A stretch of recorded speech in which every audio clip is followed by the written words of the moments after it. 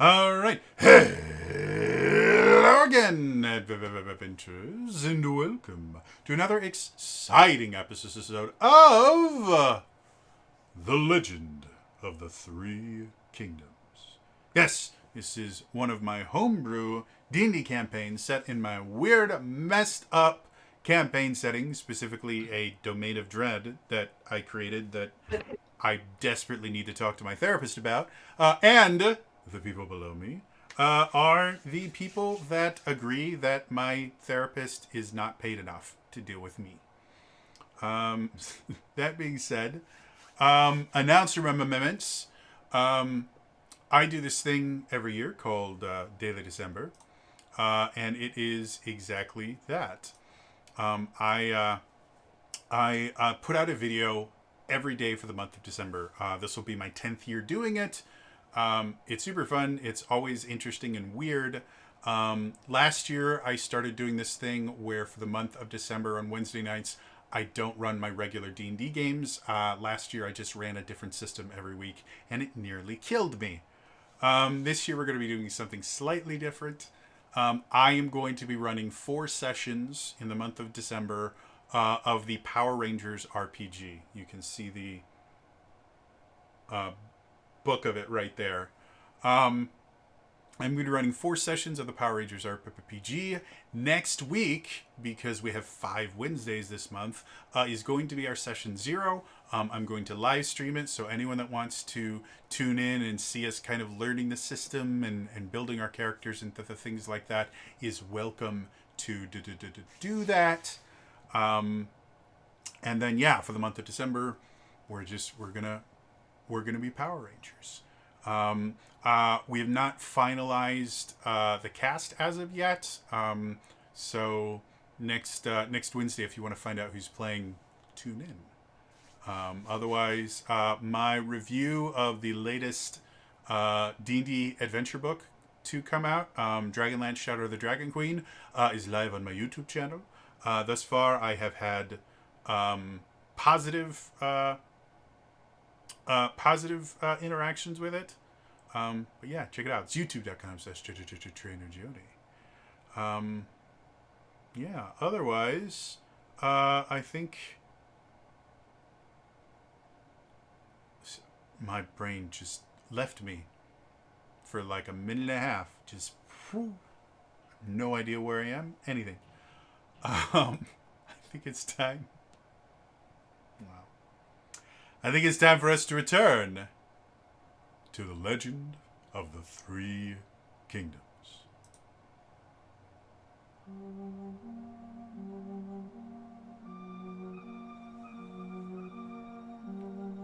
Cruciatalia, the domain of dread, fueled by suffering.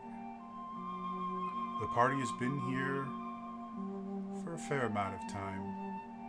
Different members of the party have existed in this realm for different amounts of time. Some as long as a year, others merely months. Now they have returned to Scornmote,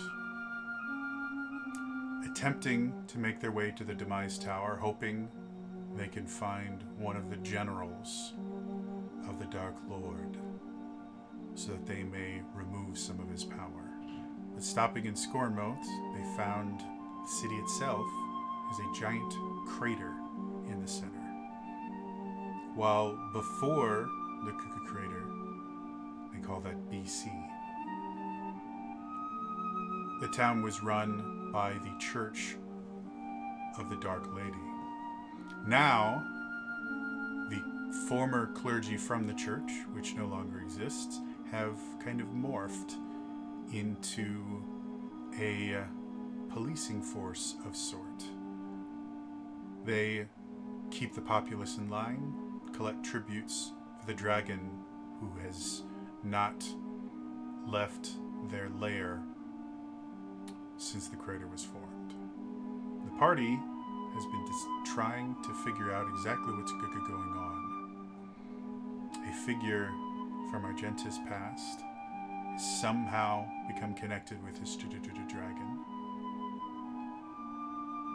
And people have been going missing.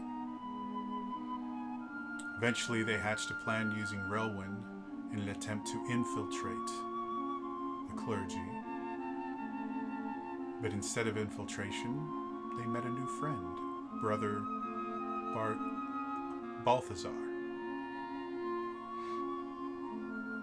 Now, after devising a plan, they have decided their best bet is to go into the crater itself to try and discover where the missing people have gone and hopefully solve whatever mystery has been plaguing Sisiscornmount.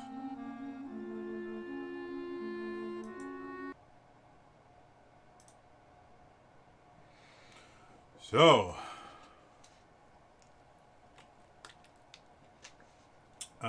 going back to where we left off last time, you guys had found the three things, and you had talked to Balthazar, correct? Yeah, three things. Balthazar, basically his own form of contraband about the Dark Lady, Mm-hmm. revealed he has some knowledge he absolutely should not have if he's a native denizen of this realm. Um, Ascertained about.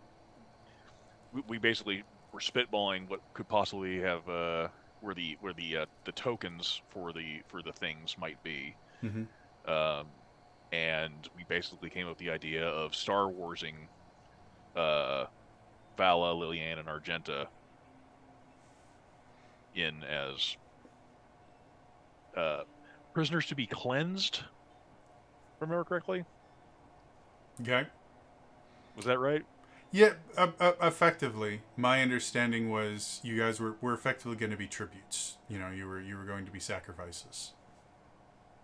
This is not the greatest adventure group in the world. This is just a tribute.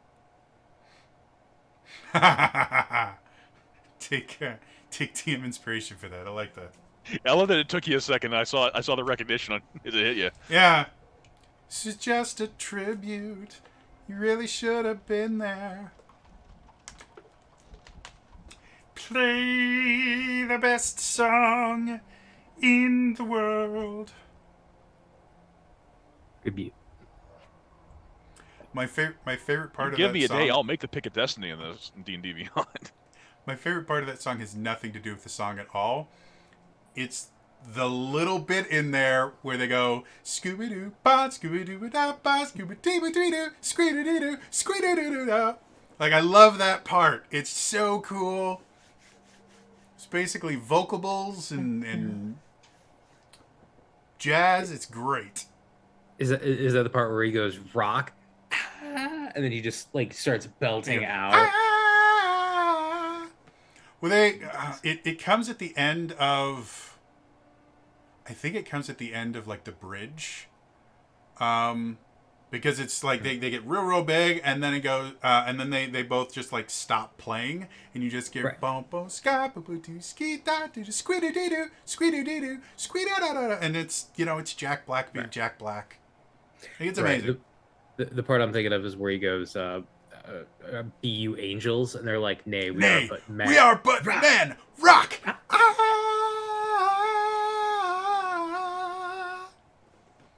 Ah. Music is fun, folks. So, getting back to the game. So now that you guys have a plan, what kind of preparation do you guys want to make? Because Bartholomew is not Balthazar, not Bartholomew. There's too many B names. Balthazar is ready as soon as you guys are. Like he has everything he needs to effectively turn you into sacrifices and lead you in. Okay, so if we're doing this now, Mm-hmm.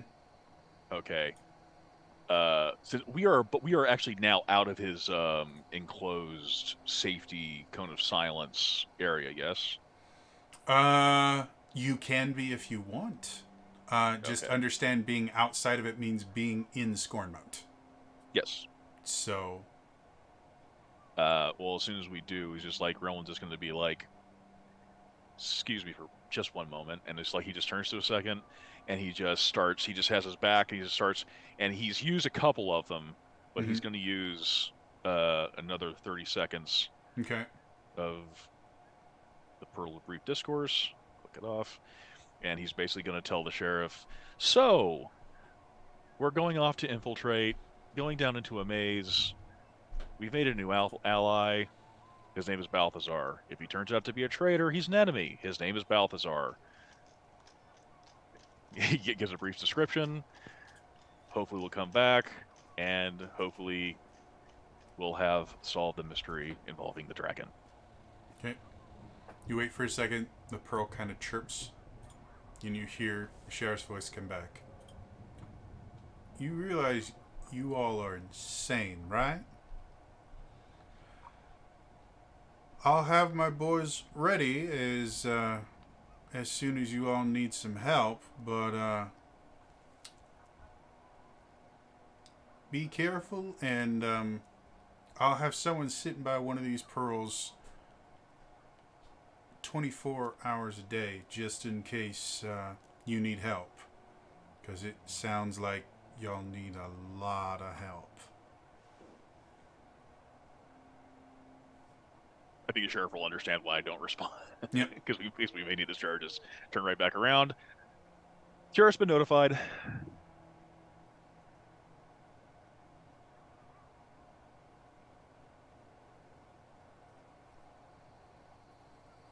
Perfect.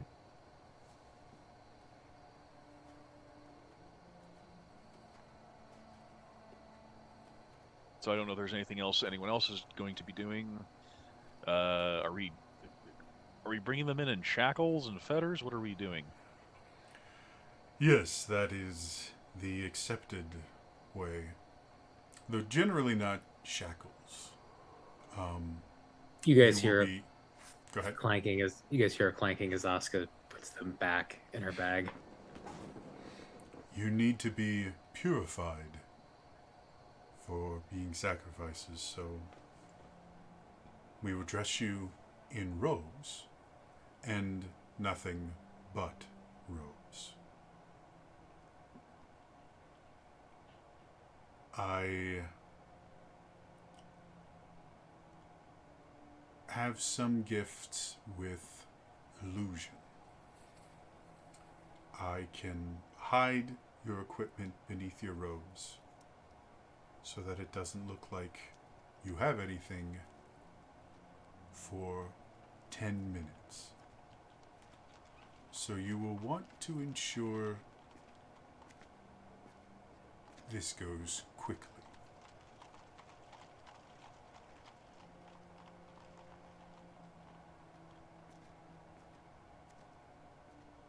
And just as a recap, I think Rowan is going behind Balthazar as like a non-cleanser,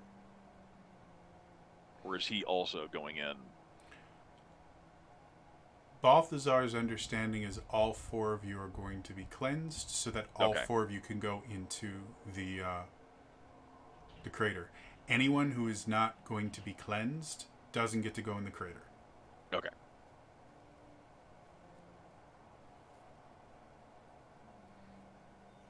So Rowan's just like he's definitely gonna be tucking the amulet in. He's gonna be. Are there any other preparations you all wish to make before we proceed?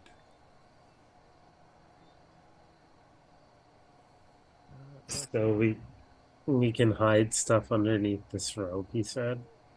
Effectively, you can have your equipment with you, but nothing that you can't carry on you, effectively. Okay. I would say in your particular case, you may want to weed out some of your massive arsenal to leave at home. Yes, the mundane, only the dagger and the gun will be out. The rest are going Okay. in the bag of holding. As I say, couldn't remember because I'm in two different campaigns. I didn't know if we had a bag of holding this one too or not. Yeah. Yeah, Argento is always carrying the bag of holding. Anything else you want to do before we get going? Yes. What is the, like Rowan's would be like in regards to the cleansing? Are we pretending like we've been brainwashed? How's anyone believing that we are doing this voluntarily or involuntarily? Well, technically, there are no involuntary offerings for cleansing. Cleansing is always a voluntary service. However, every so often, some people meant to be cleansed will take a vow of silence, or will be so overwhelmed with their need to be cleansed that they will be rendered unconscious. If you get my understanding. For all of you, some of you, I firmly believe, can make a very earnest effort to look pious and worthy of cleansing. And he looks over at Argenta. Others will just say that you are so overcome that you cannot speak.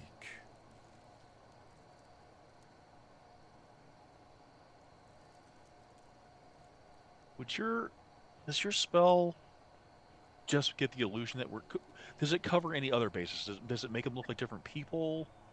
Or is it just kind of you don't register that they're carrying things? It's effectively going to be a greater illusion. So while it can do quite a few different things, because I am using it on such a wide scale for different people, hiding all of their materials, I'm really not going to be able to do much beyond making it look as though you were all naked underneath your robes. I was wondering about if you could add something to sell it. But I don't know if that would make it more complicated for you. Not with magic. However, if you are hoping maybe to add some bruises, I have been told I have a mean right hook. Well, I was just throwing out the idea, and this is like totally non-deplume because, again, Rowan has grown up in a fucking nightmare realm. He's just like, well, I was just wondering in terms of the illusion if someone could appear to have their mouth sewn shut. That would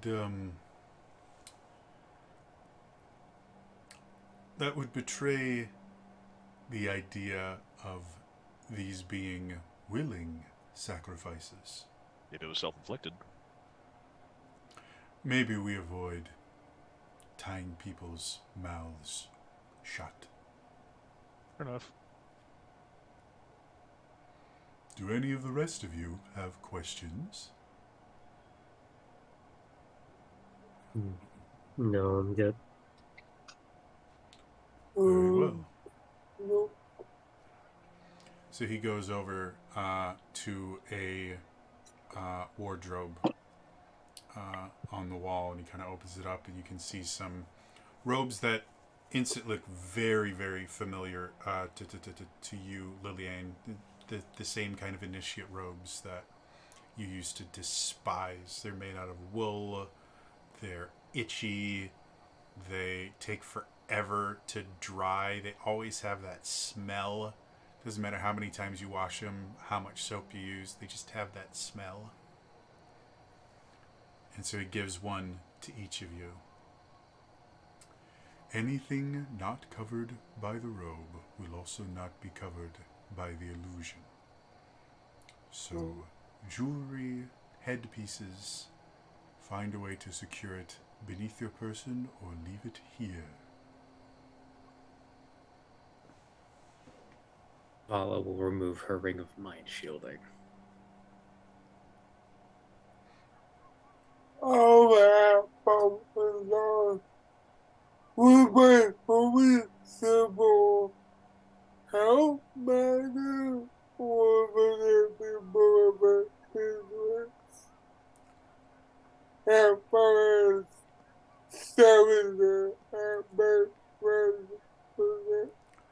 due to my personal belief that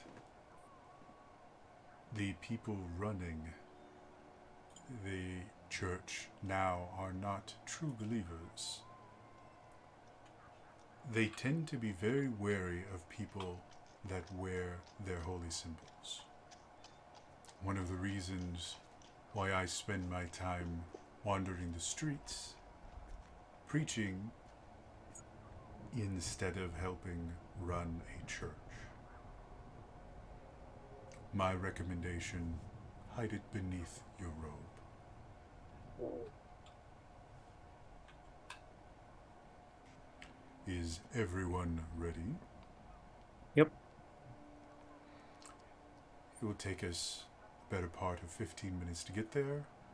I will wait to cast the spell until we are as close as can be without someone watching me cast the spell. And he opens the secret door and kind of gestures. After you, my pious sacrifices.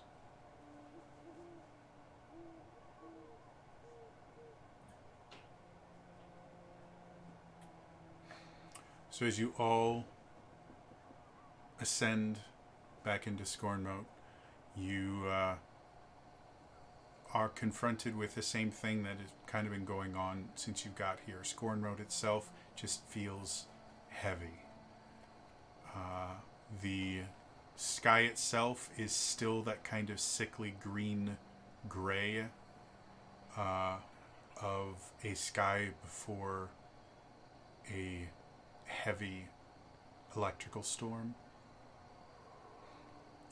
The streets themselves, especially where you are currently, are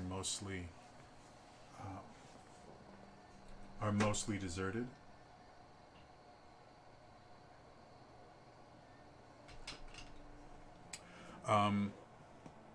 And as you all get up in your very uncomfortable robes, Balthazar comes up, closes the secret door again, to the point where, had you not known it was there, you would have no inkling it existed. And then places a hand on each one of you and kind of draws you close so we can kind of be touching all of you at the same time.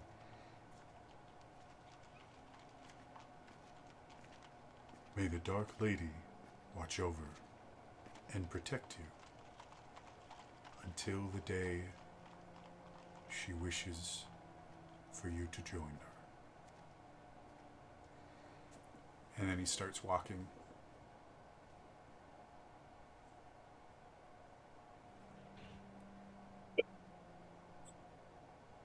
Shuffle along behind them. Okay. As you guys walk through the town, you do notice, because you have this little procession going on, there will be a further behind him. he's in front of all of you, so you guys are kind of following in a single file line. So as you guys go through the city, it's hard to speak normally. The stutter doesn't help. As you're going through the city, you start noticing, unlike every other time you've kind of gone through the city, which you've been very stealthy going through, the longer you walk, the more people start kind of noticing you, and you see some people coming out of their houses and looking at you. By the time you guys are getting close to it, you see Balthazar looking around and looking a little bit worried. And he, why don't you give me a marching order? Who's in the front of the line? I will Okay. be. And then behind Liliane? Paul will be second. Behind Vala? So Then I'll pick up third. Okay. And then Relwyn at the rear? Okay. So, as he's going, you see him kind of step back for a second. He turns to Liliane for just the briefest moment and go, under his breath, I apologize for this, but go with it. And he places a hand on you, and you feel an inflict wounds spell start being cast. Normally there's a saving throw. If you want to make the saving throw, go ahead. I believe it's inflict wounds is an attack roll. So he's going to make an attack roll against you. Got a nat 1. I'm going to give him advantage if you say you are not attempting to resist. I mean, can I to override my Sure. Sure. I still need to re-roll a nat 1 though. There we go. That's enough. So, so as he does that, you feel kind of the pain of the inflict wounds, and it only does minimum damage because he's holding it. So 3.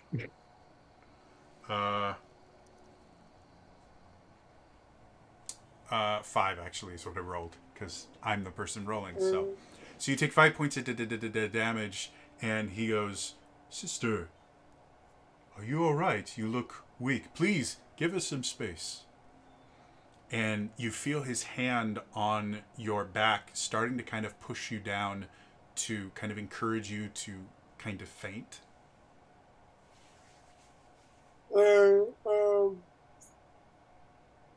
Yeah, I did put it down on me. I'm trying to grab onto the Okay. fall. So he looks over and he kind of moves your robe to where the inflict wounds hit, and you can see bruises forming from the inflict wounds. Oh.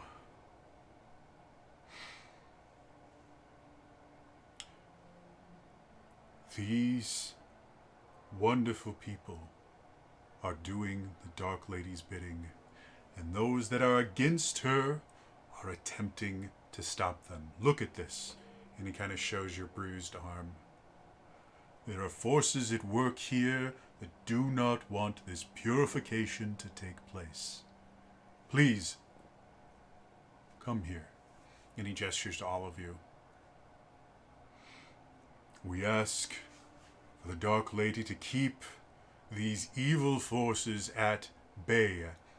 And as he's speaking, you can see him start making the somatic components of the spell. The Dark Lady, and he starts choosing his words very, very carefully. You guys start seeing the verbal components of the spell be woven into his speech.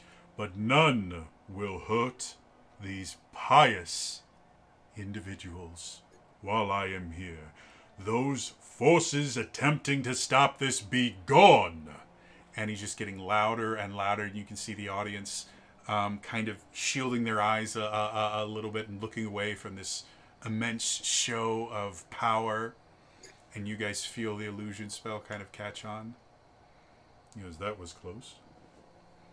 Brings you back up. Quickly, we must get you purified. And he continues, taking you all. And as he get me back onto the whole story, I am the creator pilot. Mm-hmm. Good enough. Good. Make me a performance check. Right.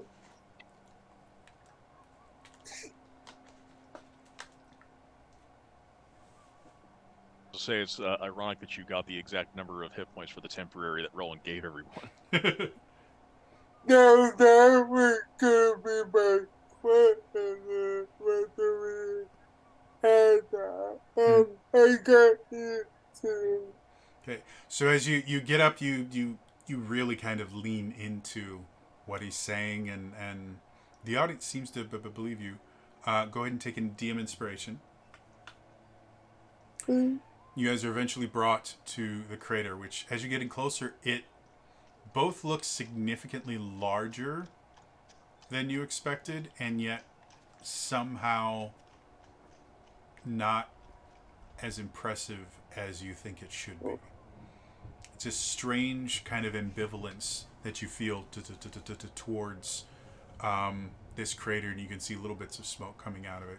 You can see two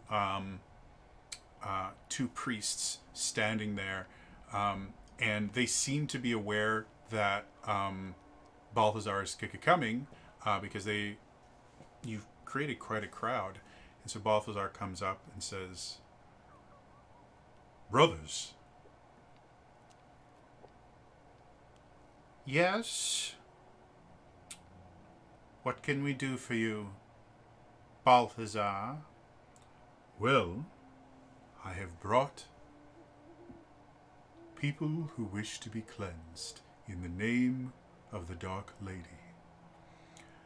"We have told you many times before, we do not need you helping us with this. We have entire groups of people who are looking for suitable sacrifices for the Dark Lady. People who truly feel the need to be cleansed. We cannot be sure that these people feel the need to be cleansed. Well, I will vouch for them myself.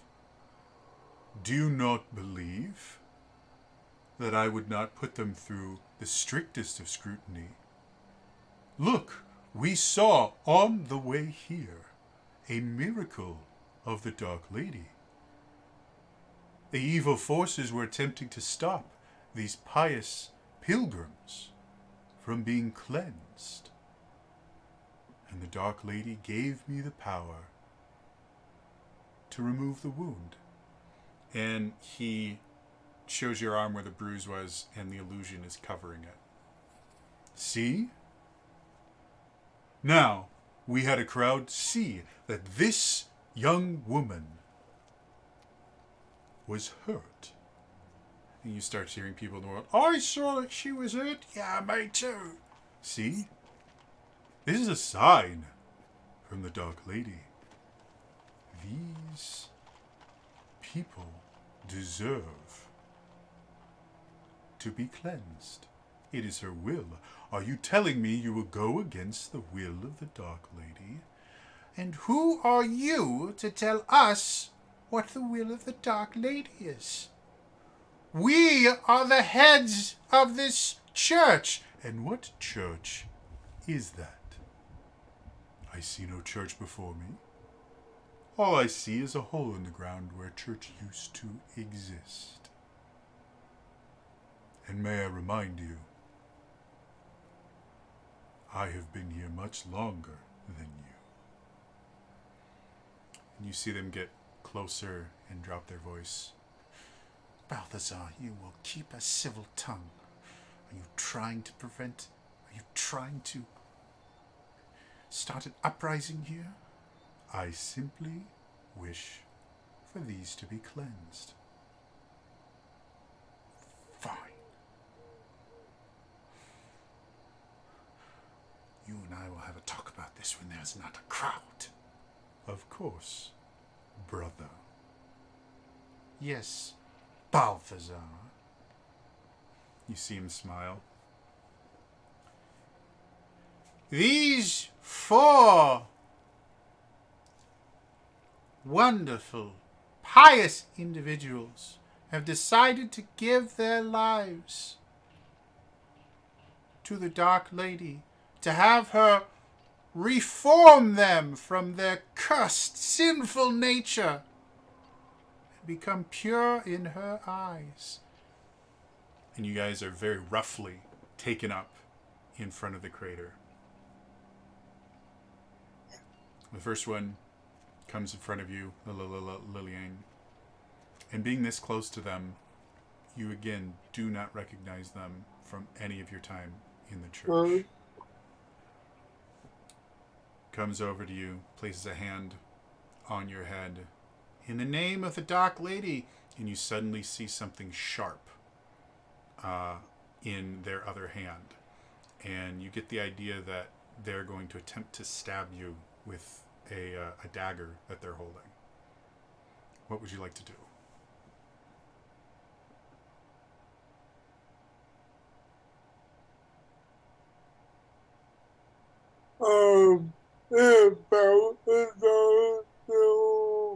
Balthazar is effectively just in front of the crowd, but he is nowhere near close enough to you to be able to interfere in this whatsoever. You are basically at the very edge of this crater, and the only people next to you is one of the priests. The other one is step back a little bit. I will.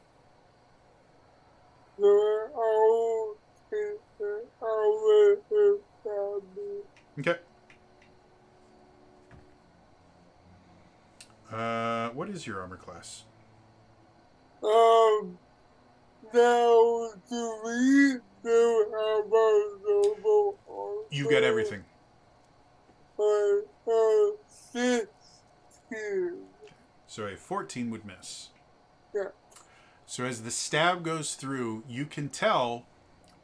What kind of armor do you wear? Is it leather armor or leather? Okay. So you can tell based on where he's going to stab you, the armor is going to protect you perfectly. You know that, like, even if this is a magic dagger, like a really powerful magic dagger, it's still going to hit leather. So with that knowledge, is there anything that you want to do?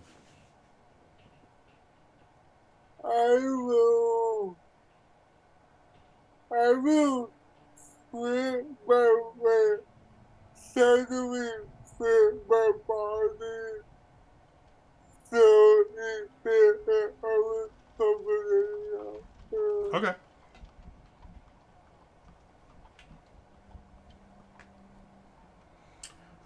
You take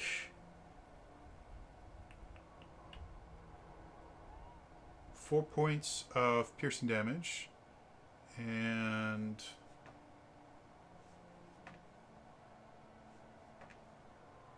wow, D8s have numbers higher than 3, right?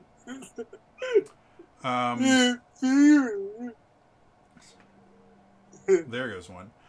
You take 14 points of necrotic damage as the magic of the knife actually starts drawing a little bit of your life force out of it. As the knife goes into you, you feel pressure on your head where he has his other hand. You feel him kind of squeeze you and then just thrust you back with significantly more force than you were expecting. And it's enough force that you're actually taken off of your feet a little bit, and you fall into the crater, and you see darkness just kind of envelop you for a second. Moves over to Vala. And you said 4 plus 14. Yes. Right? Moves over to Vala, places his hand on your head, basically covering most of your head. His my glasses are in the way, but his palm is basically right on your forehead, and he has remarkably long fingers and a very large hand for his size, so it kind of envelops your whole head.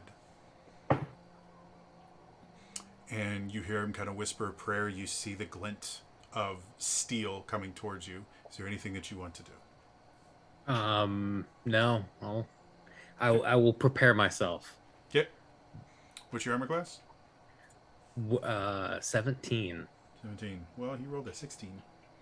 And then added stuff to it. So this time he's quick enough that he goes right into your sis's stomach, and you take 6 points of piercing damage and 20 points of necrotic damage as you feel the life kind of sucked out of you by it. And then as soon as the blade goes in, again, you feel this incredible amount of force as he shoves your head backwards, takes you off of your feet, and you start falling into darkness as it envelops I like to feel I was caught unaware. you. Okay. Like I was preparing myself to like, okay, I'm gonna totally fake this, and then all of a sudden, oh, You're going through lines in your head of, oh, how much this hurts. Oh shit, it does.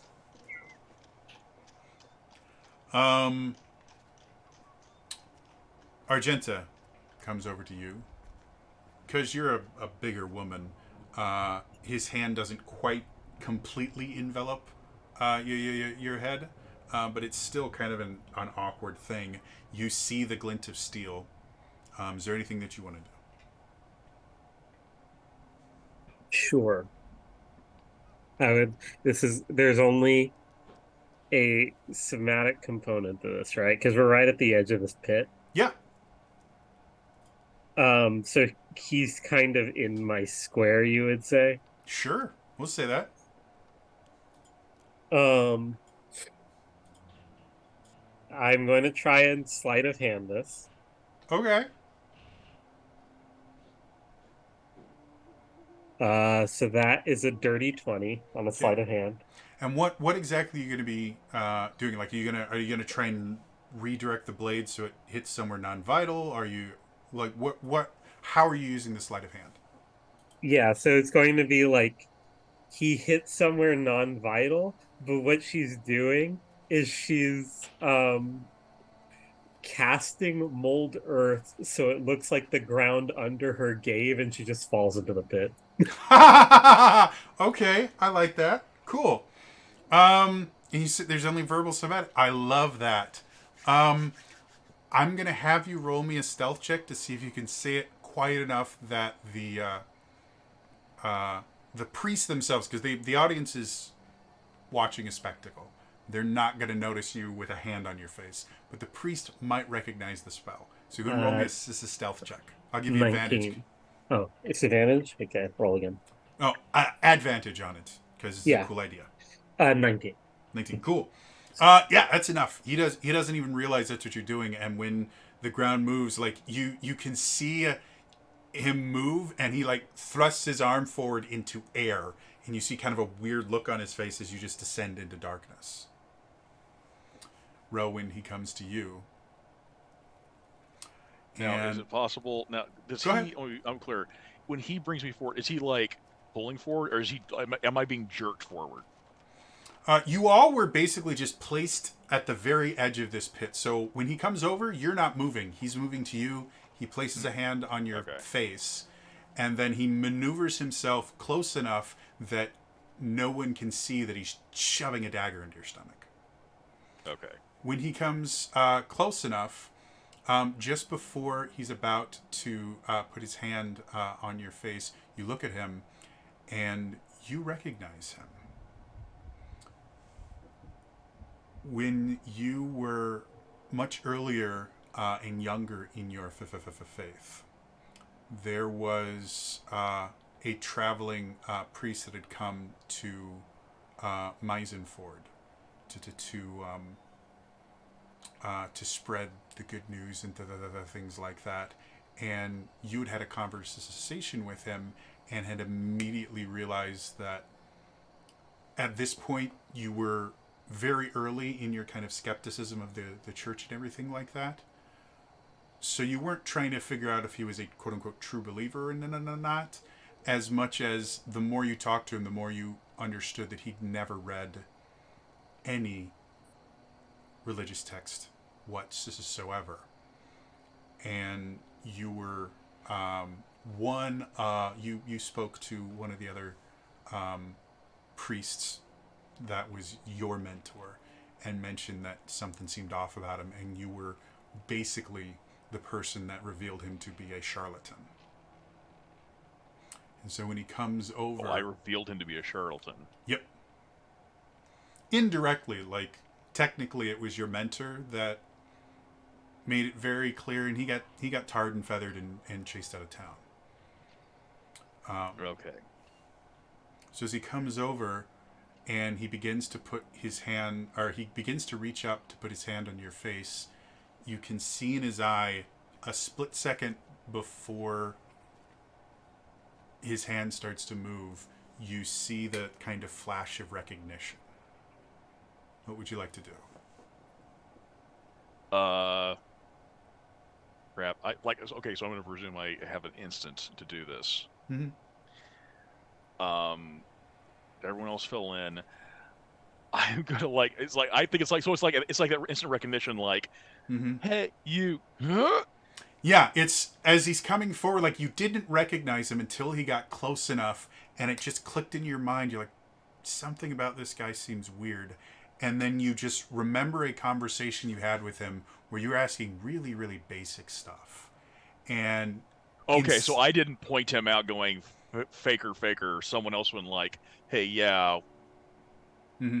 What happened was you had a conversation with him, and as you were having the conversation, you asked him stuff, and instead of like feigning ignorance or something, he just made something up that was completely hogwash. That might have been able to convince someone that didn't read anything, and he was very kind of persuasive and very good at talking over people. And instead of confronting him, you went to your mentor, and your mentor was the one that actually went, ha, liar, liar. But when it happened, he kind of glanced at you as he was being thrown out of town. So you're relatively certain that he probably blames you for the incident, but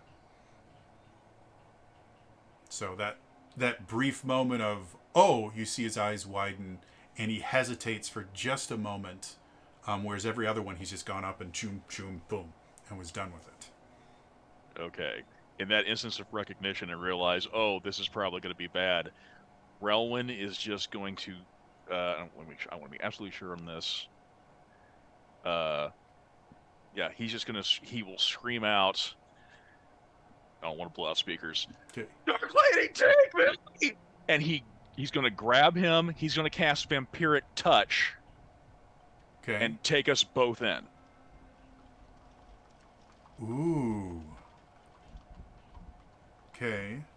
So whether or not like people recognize that I'm casting something or not, this is like, oh, Homeboy just went off way far out. Go ahead and, because Vampiric Touch is an attack roll, right? It is an attack roll. Go ahead and make the attack roll with disadvantage. Okay. I'm going to use the inspiration. Make Okay. it just a flat roll. Touch, and let me just here. And this is just a sell a point, so I'm just going to use a 4th level spell slot. Okay. Take us both, because the point is really just to take us both in. Okay. 27. 27. You missed. No, that's great. So, as you see the kind of recognition, you see his hand goes from kind of open. You see it start kind of curling into a fist. And you see him get this little grin on his face, and he starts inhaling, and you know he is going to out you in front of everyone. And before he can even finish making the fist, you make your grand display. As you touch him, you get kind of close enough. You make the big screen, and he looks absolutely perplexed. You touched him and bring him in close. And as you bring him in, you basically whisper the somatic components into his ear, and he recognizes the Vampiric Touch spell happening, and then you fall. As you're enveloped by darkness, go ahead and roll your damage. 11. 11. As you're enveloped by darkness, you feel wind blowing past you over and over and over again. You feel like you're falling much longer than should be possible, but eventually you hit the ground hard. Knocks the wind out of you for a second, and as you hit, he hits on top of you and then rolls off. And all of you... I was wondering if there's any chance like did I push him in or did I pull him in? Because of where you guys were, you would have had to pull him in. Okay. Rowan's not dexterous enough. He wouldn't have tried acrobatics or anything to like twist and turn. Okay, so you all are here. I do have a question. Did Yep. they hear me scream that? No. Well, they would have heard you scream because you screamed. They would not have heard the verbal components of the No, spell. but did our group, did the party hear me scream? Just because of how acoustic works and the fact that you were pointing away from it, they probably would have heard a noise. They wouldn't have really recognized it as a scream, or would have been able, like, it would have been a loud noise because effectively all the sound would have been going away, and there's nothing to reflect it back into the pit. So two things: one, they definitely heard Relwyn scream. Mm-hmm. And two, I just want to like establish, like, okay, so we know there's no magical cover up. Mm-hmm. So I have just created, and I will let the audience see it too, I hope. Hold on, please. I just see darkness. Oh, I can't show the audience because they'll see things that you guys aren't supposed to. Never mind. Oh, I gotta scroll all the way down. Yeah, if you guys go to kind of the southern point of it, you should see an area. Go ahead and put your tokens anywhere in the first line on the southern part.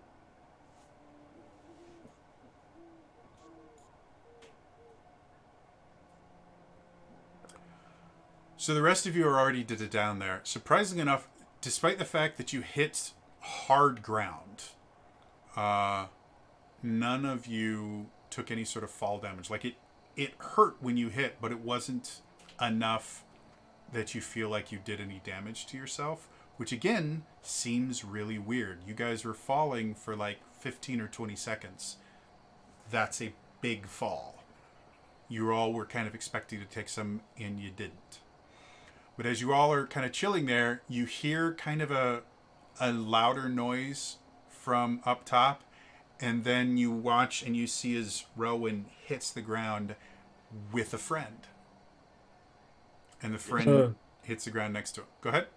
No, I was just gonna say, you brought him with you. I was say which one, because I know that the one I'm clicking on here, this is me. I'm gonna guess he and I are together, side by side somehow. He's basically in front of you. Okay. Give me a second. Sure. I will give him a. We'll say this is him. Okay. So, he kind of rolls off, and as he gets up, you can see kind of fear in his eyes. He looks at you. He's like, you, and he just keeps saying the word "you" over again, and then he sees the rest of you. You, and he pulls the dagger out more kind of profoundly. I'm gonna kill every one of you. Would anyone like to react? Argenta just reaches under the robe and pulls out her own dagger. You see the fear become more crystallized. I wouldn't try. Why don't you guys roll initiative for me? Sorry, how much damage did you say I took damage? You did not take any damage because you didn't get stabbed. I didn't know from the falling. I thought, okay. The fall itself, you think you should have taken damage. You fell long enough that you should. You didn't. Okay. It did knock the wind out of you for a second, though.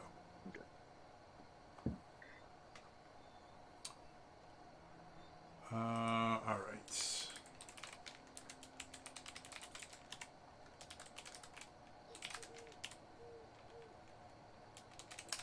Let's start with Relwyn. 11. 11. Argenta? 13. 13. Lillian? 20. 20. Va? 14. 14. And he's going to use a 9. He doesn't have a dexterity modifier. Lillian, you see him kind of draw the dagger, and as Argenta just sits there and pulls out her own Frostbrand dagger and just kind of gives him one of those looks like, really? You see him kind of tense up, and he switches it over to a reverse ice pick grip, and he gets ready to charge at Argenta. What do you want to do? I will draw my sword Okay. and try to hit it like counter it him. Sure. Do you want to kind of get in between them, or do you want to just attack him? I will attack him. Okay. Go ahead and make your attack roll. I will say there's currently no light here, so if you don't have dark vision, the attack would be maybe a disadvantage. Alright,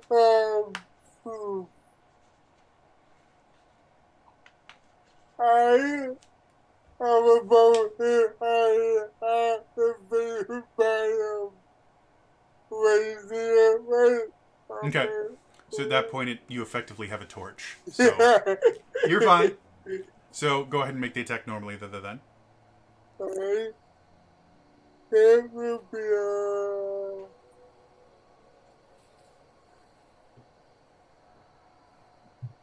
It will be a 20.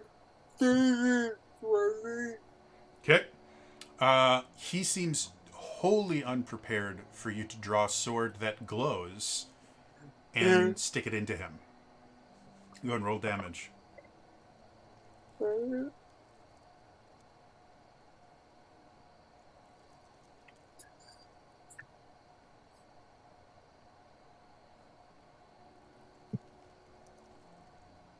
So that will be 16 damage. As you thrust it into him, he kind of looks at you, and as he drops the blade, you watch the blade itself kind of just disintegrate into darkness. And he slumps over as you draw your blade out of him, and he just collapses on the floor. Another fool. Yeah. So in front of you, we can get rid of him. Come on. In front of you, you are in what looks kind of like a natural cavern. Like the walls themselves are just a stone. But the ground itself is much smoother than a natural cavern would be. And obviously it is pitch black in here as far as you can tell. Vala will cast dancing lights Okay. to illuminate the room. Okay. The room itself is remarkably large.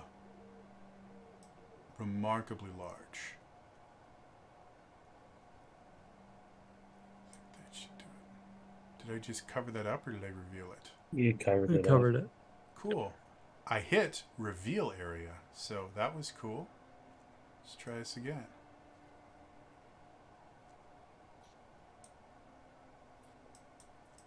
Why are you... Hide area, reveal area. There we go. That- For some reason I just really didn't want... There we go. So you see that, and then you see... With the kind of the limitation of your dancing lights, you eventually see it goes up there, and then eventually it gets a little bit too far for you to see clearly from where you are. But you can see this is the room that you are currently in. And again, it's long. It's got right angles on the walls. The walls themselves are natural walls, but they have right angles and things like that in them. So the tunnel itself seems to be kind of a contradiction. The room itself that you're in seems to be a contradiction. All these squares make a circle. And where does the circle piece go? That's right, the square. It's one of my favorite things ever. Vala will kind of go over to the body and kick it a little bit, Okay. and turn to Relwyn. Was it a 2-for-1 special, or He recognized me. I recognized him. He visited our village once. He was a liar, and I had asked questions that basically had revealed him to be a liar. He recognized me, and I didn't recognize him until we made eye contact. All right. Well, Apparently, the Dark Lady also believes in karma. I suppose so. certainly. Does he have one of those symbols like the ones that made the people safe from the fire? If you want to kind of search his body, you're more than welcome to. That's actually the question Rowan posed to Vala as she was looking him over. Vala will recall one of the lights and inspect the body. Okay. Looking it over, it's not very difficult to find in one of his pockets. He does have one of those symbols. We got another one. Yeah.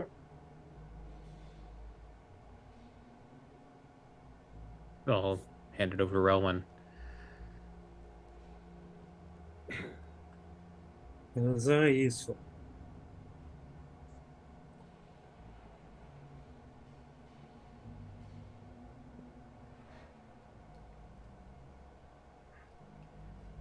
So, rules for this particular dungeon. I am going to have you guys actually, when you start exploring and things like that, I'm going to have you actually move your tokens and things like that. Okay. That being said, again, the room that you're in right now is. I have to do math again.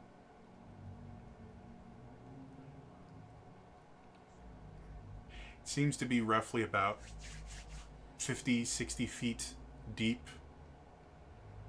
about 25 feet wide, and it starts to narrow towards the end and turns into a kind of a 5 foot high or 5 foot wide little crack that seems to go into another room.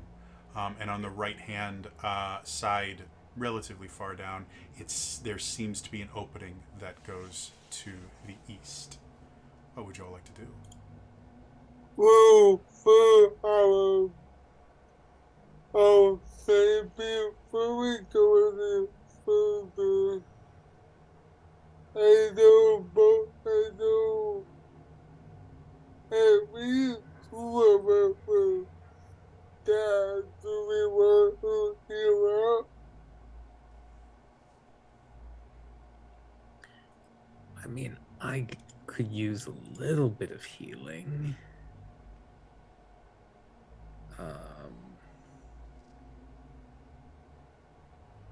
Are we down a lot or a little? Hmm, Because I think only 2 people actually got damaged. I'm 22 points down, if I can math correctly. Yes.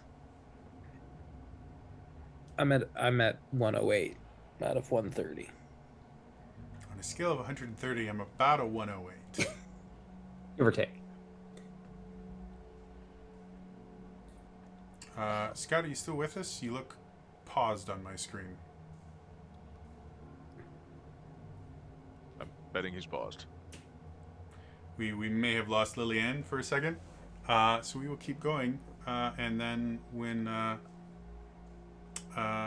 they join us again, we will figure out. Yep, going. And there they go. Oh no. I don't have any healing potions. I can.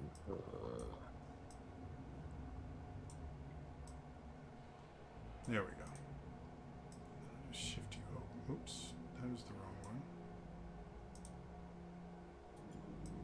Rowan will kind of go, look, I can heal, just like it I don't know how deep in more. If I hate to sound callous, but if we take more damage, it would be more significant for me to use healing for all of us. No. Argenta will reach into her bag of holding and give you a healing potion. Okay. Just a regular healing potion. Yep. And how many is that? 2d4 plus 2. Thank you. So that's 8 points of healing. I will go ahead and use two of my pool of healing light. Okay. So that'll be 2d6 healing. Oh, that got me 3 whole hit points back. All right, that it gets me closer. I understand, Rowan. I know. I'm hesitant to break out all of my vast power of healing. Back with us, Lillian. Yeah, but it is not cut out. You literally just like froze for a second. I'm like, are you Yeah. still with? Nope, not really. But if we also wanted to divvy it up, because I was also waiting for Scott to come back, I could heal Liliane if want to be a little bit more in a fighting form. Yeah, heal Lillian. Okay.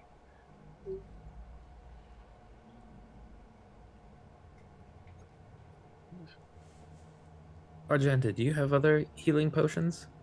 No, but I do have this, and I just tap your back. I You heal 10 hit points. Oh, jeez. I have a couple in case of emergency. That Oh, wait, I just took damage. that was a cure wound, so there you go. I will reach into my bag and pull out a potion of healing greater, and hand that over to Argenta. Thank you. And Liliane will be healed for 22. Apparently, I do have healing potions.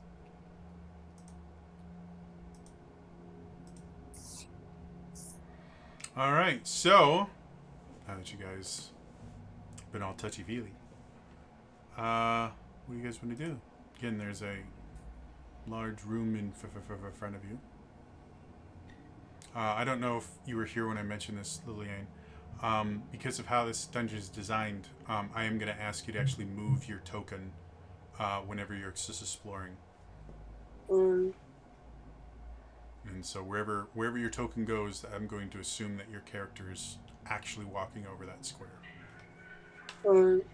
All right, gang. So I figure we can split up. No, that's a horrible Yeah, idea. we all go in the bathroom. Me and Scoob will. I think we should take this path down the right side first. Probably. All right. Vala with her lights will lead the way. Okay. Stop. I'll be. I need everyone to. I'm going to have you stop when you step. Ooh, I totally have the wrong thing selected. When you step here. Oh, I was second. Sorry. There's two. I'm going to have everyone roll me a dexterity saving throw. Huzzah. Oh, everyone who moves, or just the or Everybody in the room Okay. currently. Okay. So if I roll a natural 20 for a total of 29 on that. You fail, unfortunately. Nat 20s are auto fails for traps. So, Rowan? I got a mimic. All right. We're using the same Lillian? dice. 15. 15. 15 is a fail. And Argenta? 17.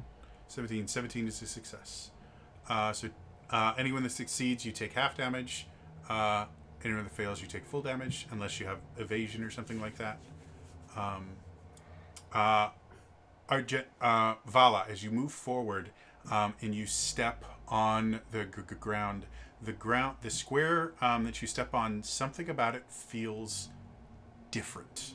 As soon as you step on it, you realize something is wrong. It's almost as if there's something covering the ground here.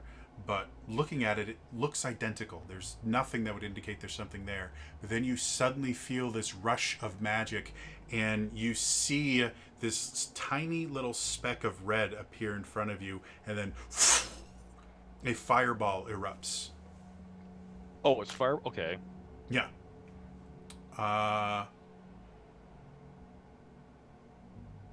That seems really high. No, that's right. So anyone that failed their save, you take 34 damage. Anyone that 34 fire damage. Anyone that makes their save is 17.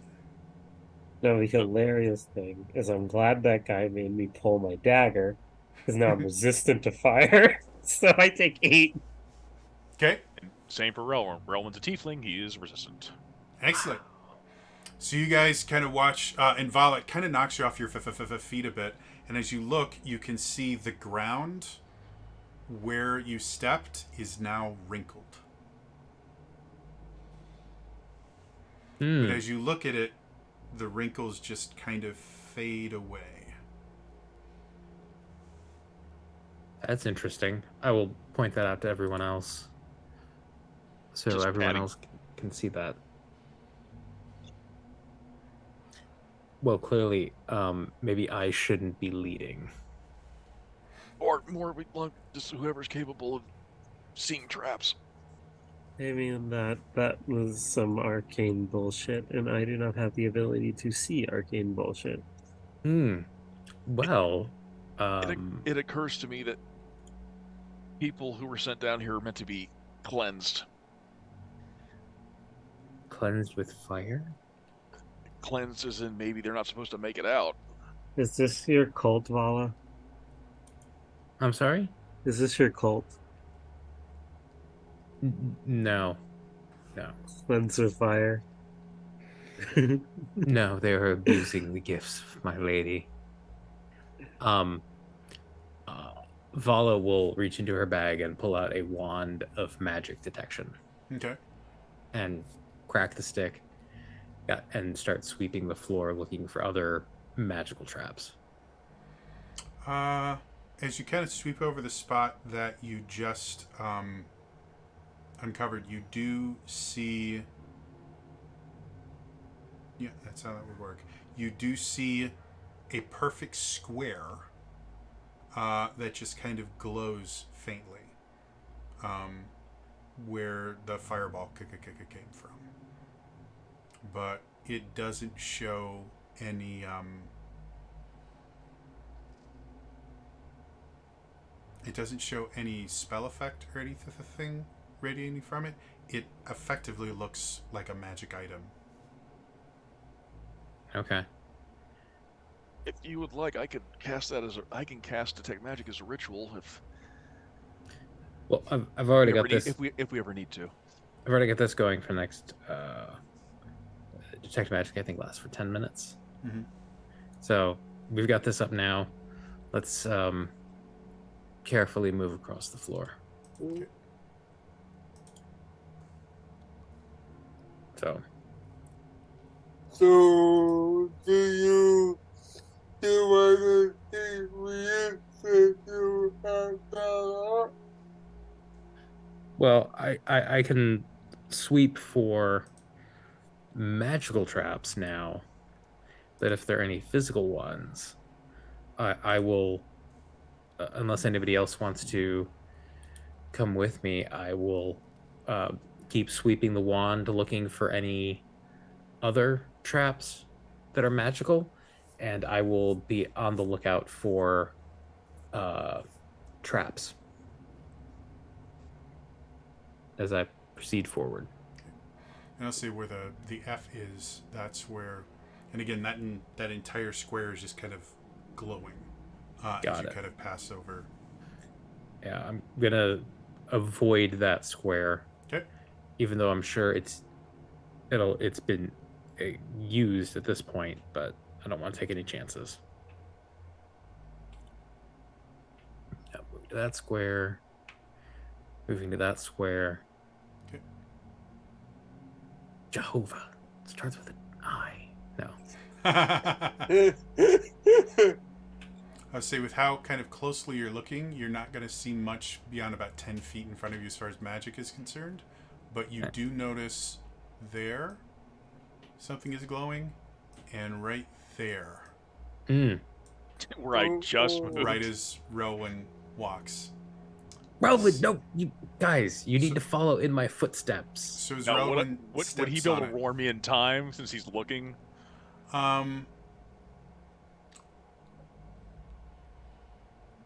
roll me a straight up dexterity check of Avala.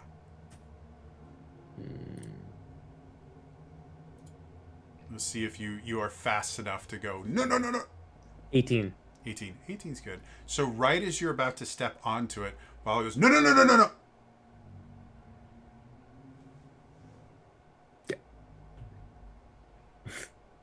Don't take the foot back. We need to walk in single file, I think, so that way, if one of us Rowan is sets, going to motion and he's going to be like, can I move here? And like where I'm going to move. I don't believe you can move there. Can I move there? Or So here you don't want to be. Here is fine. okay. Yeah. Make a dex save. No, I'm kidding. This is not Minesweeper. That one has a 4. Wow, 4. The one next to it, 1. All right. And if anyone doesn't know what that is, go play a game of Minesweeper. Mm. All right, so we know those are bad spaces. I'm gonna look down this hallway. And I'm going to try and get this to let me reveal. Again. There we go. Looking down the hallway. Again, another kind of right angle turn that seems very out of place in a natural cave. And Okay. how long does is it 10 minutes that the detect? Okay. I believe it's 10 minutes. The spell lag. I just looked it up because Rowan also has that. So I'll say we can effectively use real time to do that. So let's say it's been on for 2 minutes. So you've got Okay. about 8 minutes left. All right. Looking at the edge of this corridor, do I see any physical traps? Make me an investigation check.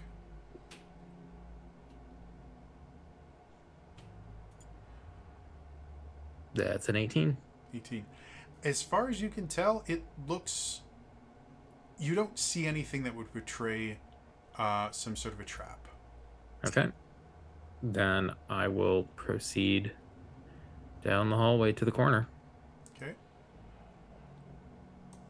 Yet again, another right turn about 10 feet ahead. Okay. As you kind of wave Rowan's the going to wand.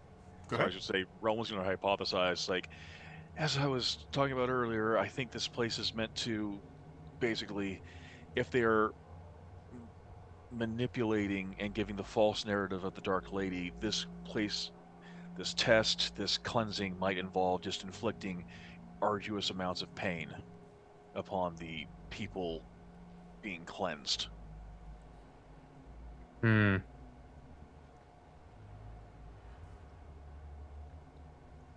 If they dumped us here. Val will just kind of look around and go, well, joke's on them. I'm into that shit.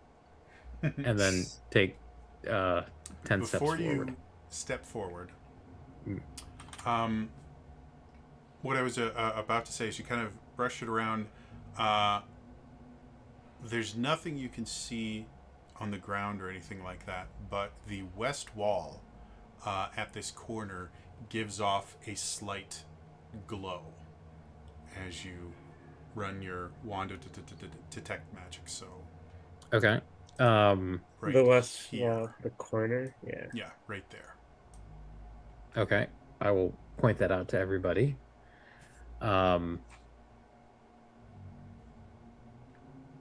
Before it was a pressure trap, Are there stones on the ground? The ground itself is basically stone. Itself is it's just rock, but very smooth rock that almost it flirts with the line of looking like it's cut stone or just kind of regular smooth stone. But Okay. I will. the walls are much rougher. They look like cave walls. Okay. I will reach into my bag. Mm-hmm. Well, I mean, then again, we didn't really bring everything with us, right? So. I mean, you had the bag of holding. I mean, small stuff like things that you would normally have on your person, you would still have anything that would have fit under that cloak. I said because Argenta has an Arenzal, that was the only thing I was going to go. They're not going to be able to hide a bunch of javelins and hand axes and things like that. But small stuff that you would normally keep in a pouch or something would have been fine. Like a hammer that I would have gotten from my adventuring gear? I'm okay with that. It's small enough. I would say you might be able to conceal that.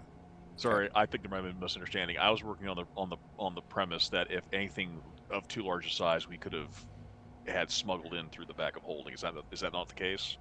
Because Relman's rocking a shield and a mace, and Your weapons would have been hidden, so yeah, those are perfectly fine. Right. The entire purpose of the spell was to ensure that you guys were not disarmed. Right. Yeah, I just want to make sure I'm not. No, that's fine. Yeah, it's Get too small crazy enough that you normally carry it with you. That's fine. Then I will take out my hammer and just kind of underhand throw it. Okay. Uh, Ching ching kunk. It's the other wall. okay, well that could be a trap further down. it could be. I could also try to identify it and see what kind of magic is there, but that will require me to spend 10 minutes and touch the wall. Yeah. I mean, if I touch the wall, I'm pretty sure we're going to find out what it does real quick anyways. Yeah.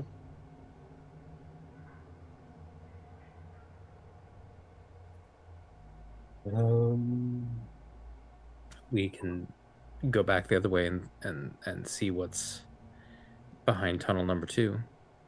We could. Beep, beep. Oops, that's the painting tool.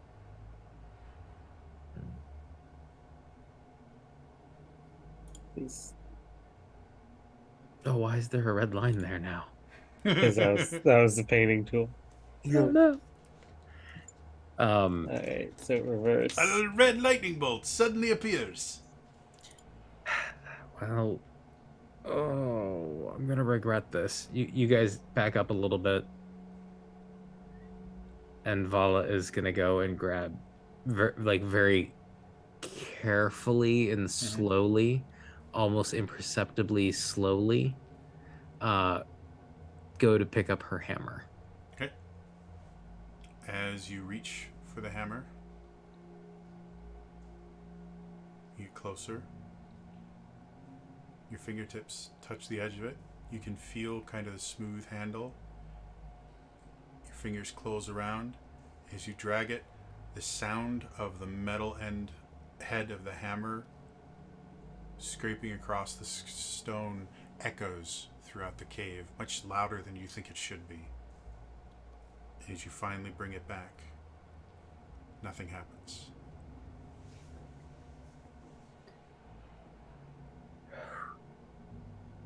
You said much louder than it should be. I was imagining the table drag from Men in Black. You all want to get up on this? I will move into that square and look down the hallway. Okay.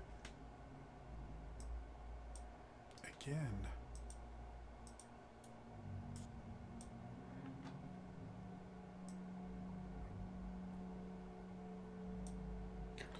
hallway continues down and seems to open up into a room further down. About 20 feet.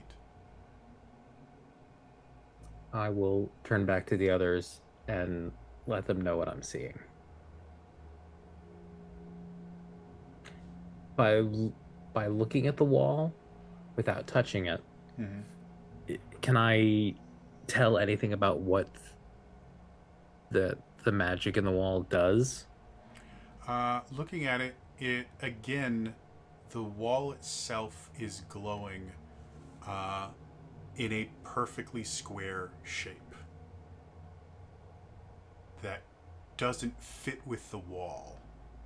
If that makes sense. Like you see a perfectly, well, rectangular because it's tall, but you see Right. a perfectly rectangular section that doesn't fit with the actual texture of the wall that is just glowing. Looks almost kind of like wallpaper or something similar to that with a really fancy design on it.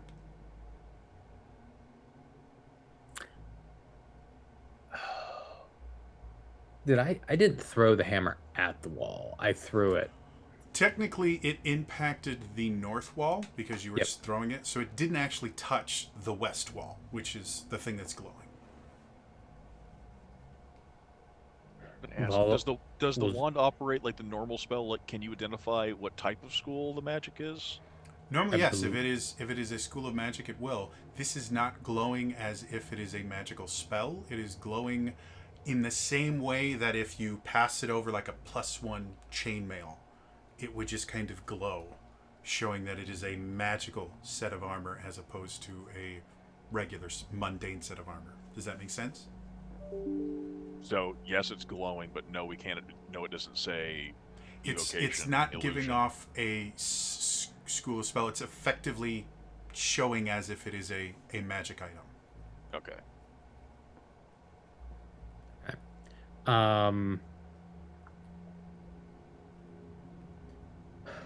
Vala's just going to close her eyes and toss the hammer at the west wall. Okay. As it impacts the wall shifts a little bit and kind of shimmers and it hits the ground. But it hits the ground on this side. Yeah, it goes boom, dong, but the wall kind of wrinkles a bit. Very similar to what happened to the floor. There's like a wrinkle in it. Does this look like And it very illusion quickly, magic? the wrinkle goes away. This does not look like an illusion.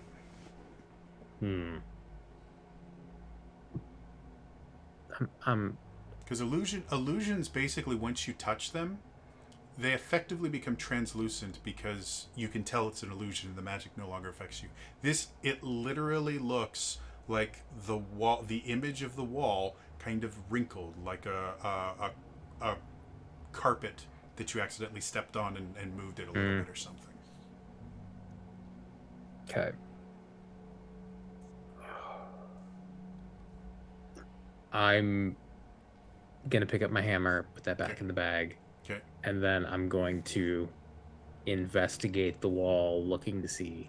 I'm trying to see if this is a doorway. Okay. As your hand gets close to it, you suddenly realize that the ridge you should be touching isn't there. And you push a little bit closer and you feel cloth. And as you look harder, the texture is an incredibly well-designed optical illusion. So no magic involved in it all. It is literally effectively painted cloth that looks unbelievably close to being a wall, to the point that you can't tell where this cloth ends or where it begins without the fact that you can see it. Which, by the way, it is just turned off. Your wand of magic detection. Okay. I will stow that in my belt and let everybody know I've found the curtain, and I will slowly pull the curtain aside. As you pull it, it is adhered to the top of the corridor that you're in, and it seems to be weighted in such a way that it hangs perfectly flat against this wall. And that's why when you hit it, it would kind of wrinkle for a second, but it would readjust itself. And as you kind of pull it, it's pretty solidly on there. But you think if you give it a good tug, you think you might be able to pull it off completely. But it did register as magic, but it's no longer registering as magic. Well, 'Cause the wand turned off. wand is off. Oh, because the wand turned off. I thought when the hammer hit it, Nope. it stopped. The Okay. one, the one just you ran out of the time. It's 10 minutes, so. I'll take a deep breath and then rip it down. As you do, you can see the wall behind it, which is much smoother than the other walls that you can see. And on the wall, glowing, is a rune of warding. That is obviously active and primed, but whatever magic that it has been, or whatever trigger has been built into the spell itself, has not activated as of yet. As you And I look can't. Go ahead. I was gonna say I can't tell what the trigger is by looking at it. You wouldn't be able to tell from just looking at it. If Glyph of Warding is a spell on your spell list, you might be able to spend some time actually looking at the glyph and the runes that are built into it to try and figure out what the trigger would be. But it would be guesswork. Every wizard basically has their own code that they put into their spells. So it would be an Arcana check, and it'd be a pretty high check for you. Yeah. Roland knows that spell, but So it'd be the same for you if you wanted to look at it, but it'd be an Arcana check, because you're basically having to decipher another wizard's thing. While you're doing that, though, you look at the cloth. This is exquisitely woven silk. And as you kind of look at it, you realize that this is almost like elven silk. And if it wasn't for the fact that it was a perfect rectangle, you would almost say that this effectively seems to work very much like what's it called? An elven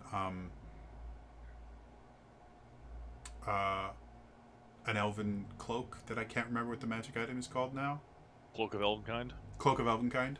Like it seems to work in a similar way, where when you're wearing a Cloak of Elvenkind, it will almost instantly camouflage you, where if you don't move, you are undetectable. And it seems that it holds a similar kind of enchantment, which is why it doesn't register as magic. This is effectively a weird version of a Cloak of Elvenkind.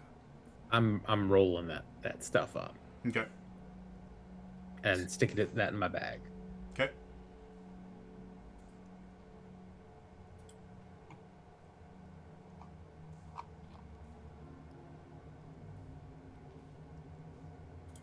So what would the rest of you guys like to do?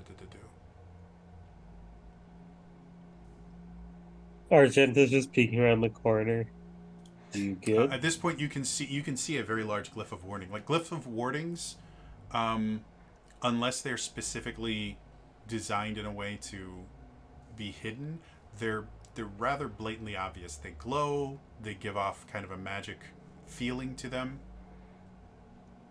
Hence the reason why they were hidden behind a very well crafted curtain. Yes.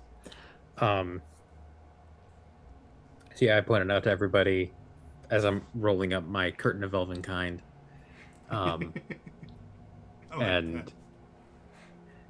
And pointing out, yeah, I mean it's definitely a glyph of warding, but I don't know what the trigger is.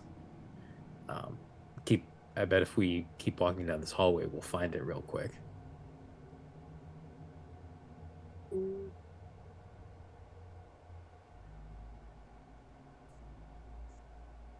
Interesting.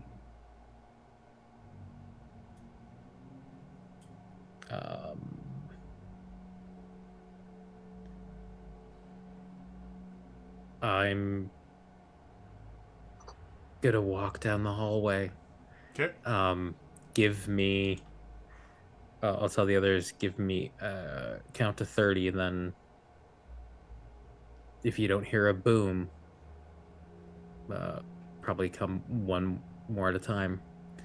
I'm just gonna move forward, looking for traps or other evidence. Okay. Make me an Of- investigation check, please.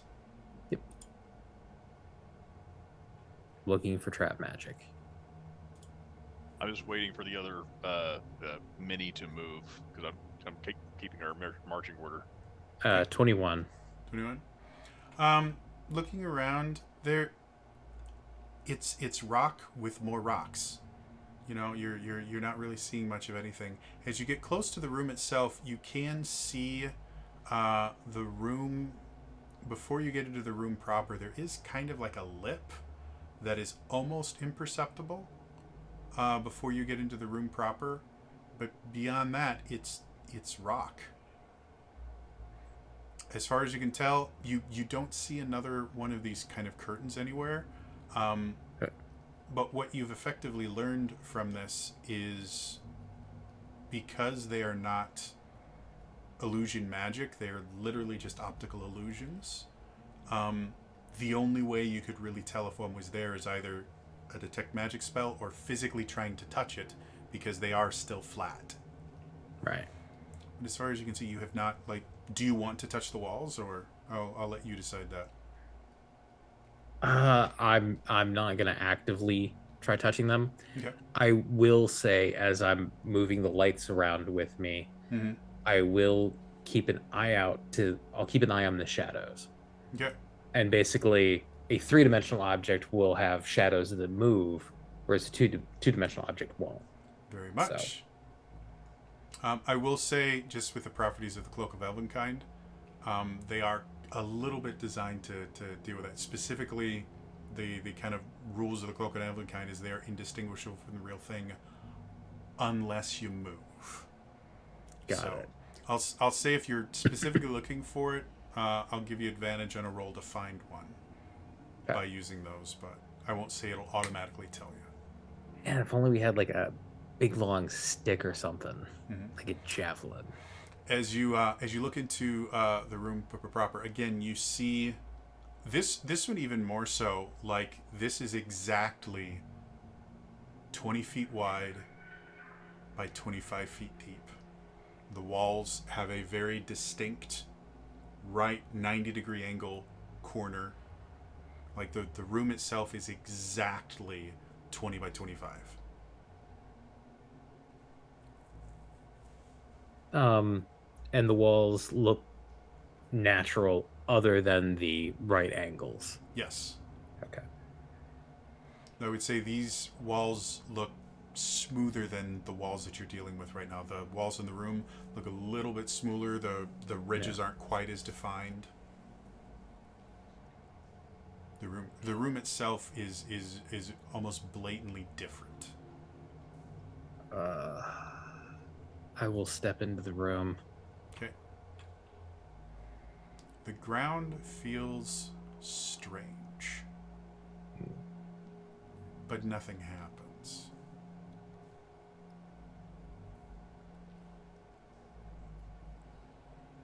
Okay.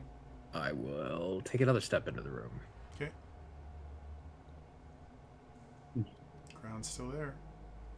Argenta will, you know the spider golfer pose? The spider golf, that is not a pose I'm familiar with. Here.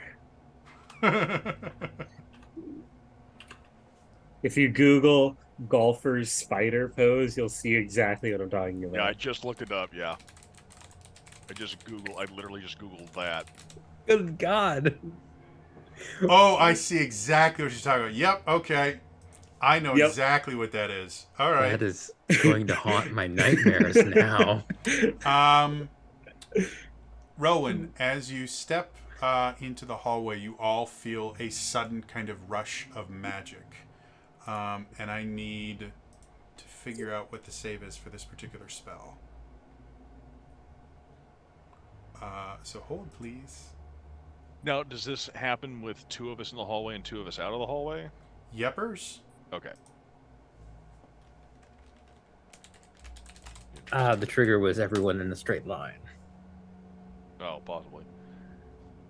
Well, it seems to be more set for, I guess, I a need set a number. Of people coming down. Constitution saving throw from everybody. Hmm.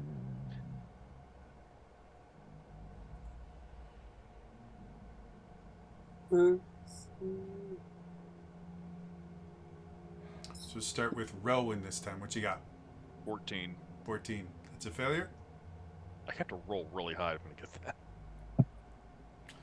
that. Vala? 17.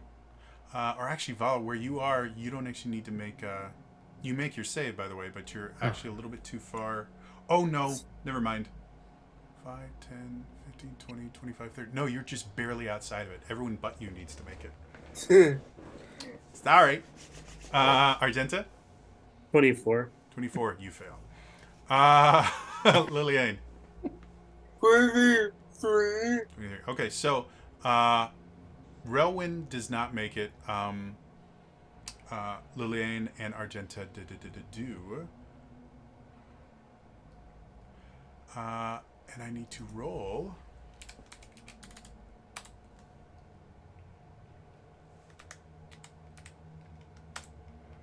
So, Relwyn, you take 19 points of force damage as this kind of wall of force is projected from the wall. You are also shot forward into the room itself. And due to the fact that Lillian is kind of in the way, Yeah, I was gonna say. I'm going to have you roll me. I will let you choose. You can make a strength save or a dexterity saving throw. Strength will be you trying to catch him and prevent him from being pushed with you. A dexterity will be trying to get out of the way as Relwyn comes hurling past you.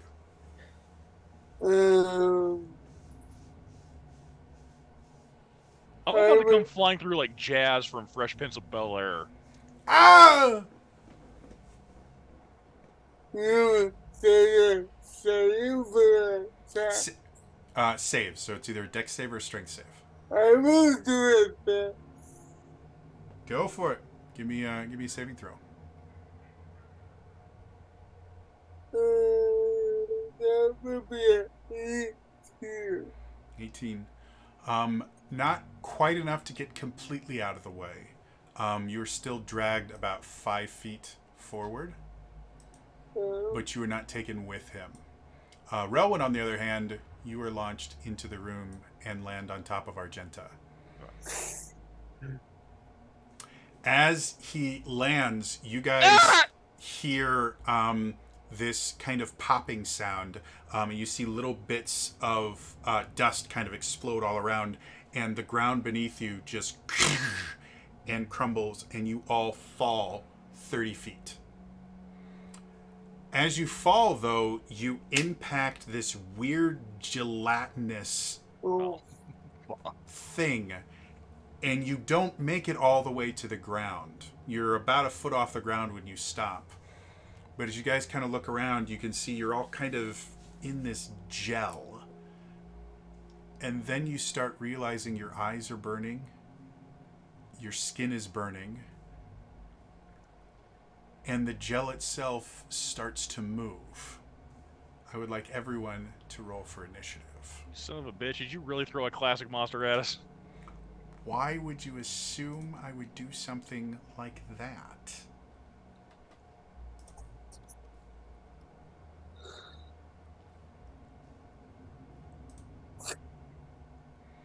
Wow, that is really impressive. I rolled initiative for one of the creatures. Its initiative bonus is -5. So it got a -4 for initiative. That is the most amazing roll I have ever seen.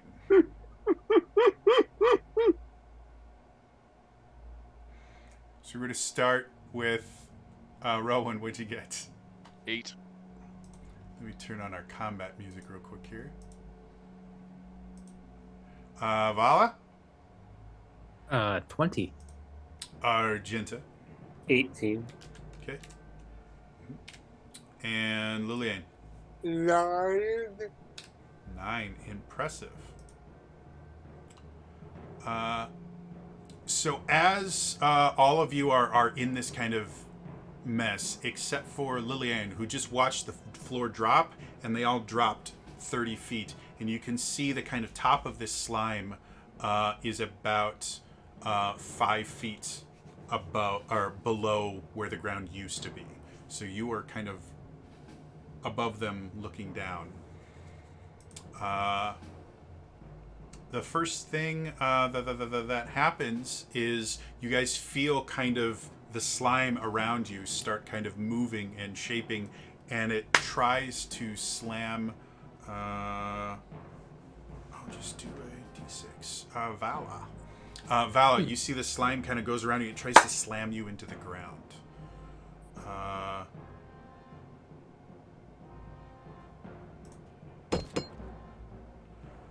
That is an 8 to your armor class.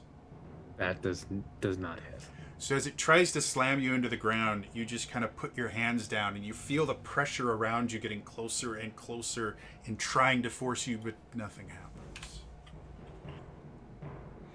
Okay. Oh, actually, it makes 3 different attacks, doesn't it? So everyone's going to get one. Relwyn, how does an 11 sound? No. Argenta, how does a 7 sound? No. So each of you feel the kind of slime kind of grow closer to you and try to slam you into something. And each time you just kind of resist, but you can feel the slime itself kind of eating into to you.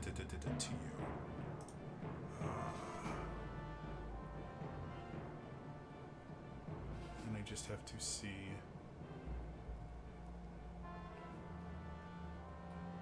Okay. So that's the end of that. Argenta, as you're starting to get your bearings, you again feel the kind of slime around you coalesce, and this time a 19 versus your armor class. Yep. Okay. You take 22 points of bludgeoning damage as it slams you into one of the walls, and 9 points of acid damage. And is the armor you are wearing magical? I don't wear armor. You don't wear armor? Okay, so your non-armor takes a -1 penalty to its non-AC, and you could ignore that. Now it is your turn. What do you want to do? So we can we see at all, or no? Yeah, it's translucent. It's green. Like you guys are in Okay. green jello right now. Is there room seemingly beyond green jello? Everything it seems around you is just green jello. Like the entire room seems to be filled with this slime. Okay, we saw that when we were falling, type of thing. Yeah, and from inside, like you don't see an end to it. If you look up, you can see, because you're roughly 10 feet. You know, your head would be almost 10 feet off the ground. You can see about 15 feet above you, it seems to be that there's a top limit of it. But the entire room and level that you guys are on is just full slime. All right.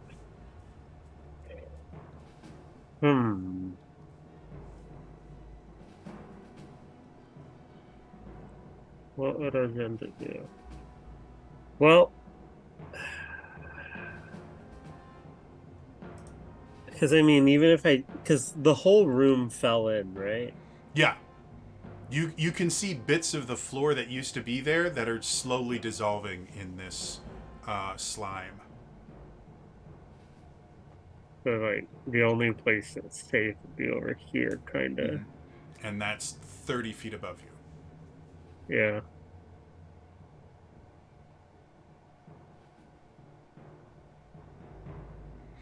So what would you like to do? Yeah. I'm just looking at my spells. That complicates things. I mean, I'm just gonna. I'll prime transition out and in up behind behind Lillian with the Okay. cloak. I'll say, just due to sightlines and things like that, you will Yeah. have to kind of spend about 20 feet of your movement to get to a point where you can see uh, a a spot that you could transition to. But Yeah, I'll do that. okay. And by the way, all of you are effectively in difficult terrain. All right. So yeah, go ahead and put your mini where you feel you would transition to. Works for me. Yeah, so behind her. All right. Um. Keep forgetting you have teleportation shit. Who the hell gave you an item that lets you teleport? What? Also, remind me, I have to give you a shadow power. I keep forgetting to do that. All right, and so then she'll pull out Fury because fuck it, Okay. and shoot twice into the Jello. Go for it. You're. It's a large bit of jello. You're not thinking it's going to be hard to hit. In fact, I find this so hilarious. I'm just going to tell you. This has an AC of 5. Then that will hit, and that will also hit. It is not a highly dexterous thing. It's 2d10. I was unaware that there were creatures that had a dex of 1. 6, 9, 15, 19 damage total. 19 damage? Okay. And what kind of damage is it? Piercing. Okay. Cool. Yep, that'll be my turn. All right. Now that there are less things to deal with, Vala, you are going, well, choose even or odd. Odd. All right. You get 2 attacks. So again, the kind of amorphous form around you kind of starts coalescing, starts trying to slam you into the ground. That is a Okay. 24 versus AC.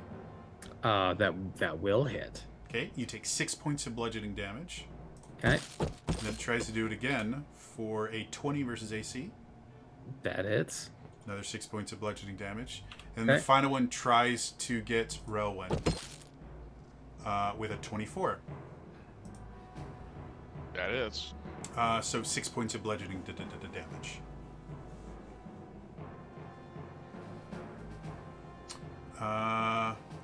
And then Vala, at the beginning of your turn,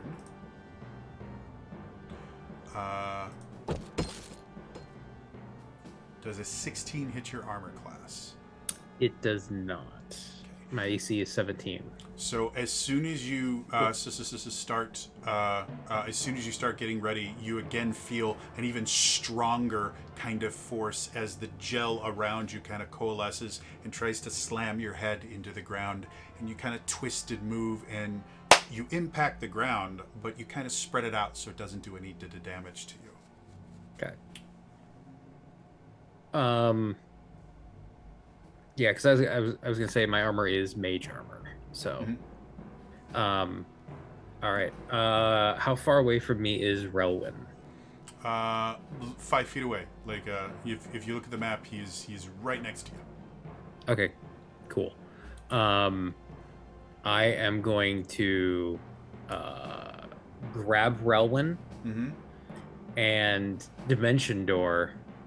I will say from where you are, just so you have all the information, you would also see the opening to the south. Yep, that is my plan. Okay. So me and Relwyn are gonna pop up over here. Okay. Shoop. Relwyn would be a square behind you. Okay. Because you can't occupy the same square. And you would see that the room continues. Anything else you want to do with your turn?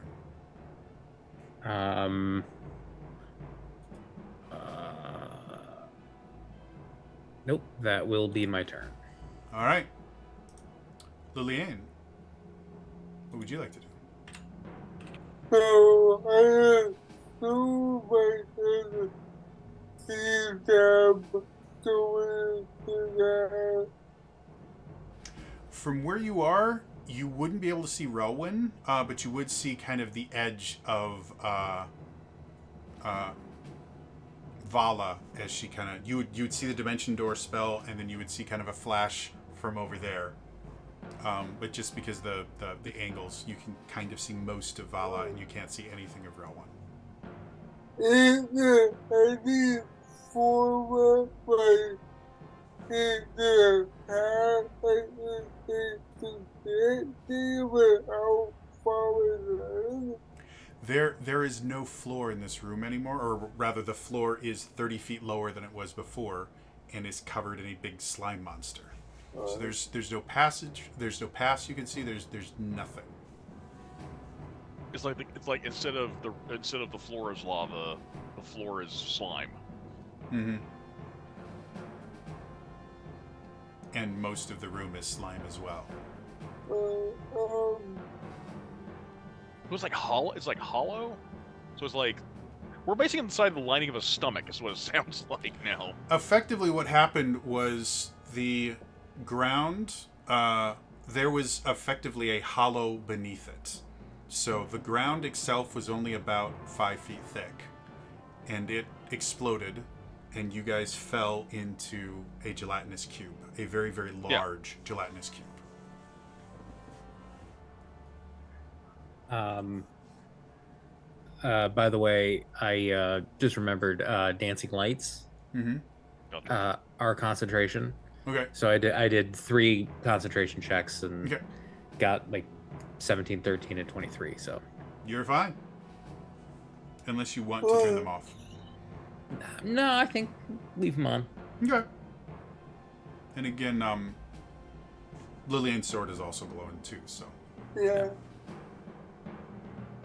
I will. I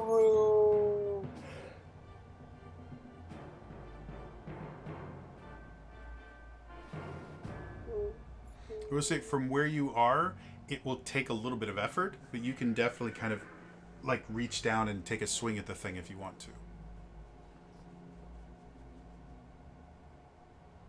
I will do that. And, Okay. so. But it was. 21 definitely hits. Again, the armor class is 5. So really, I think the only way you guys can miss is a nat 1.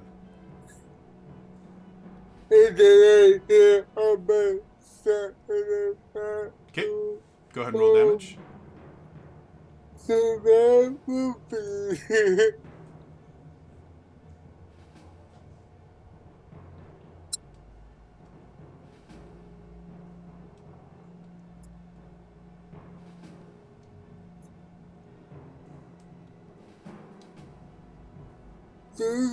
Fine.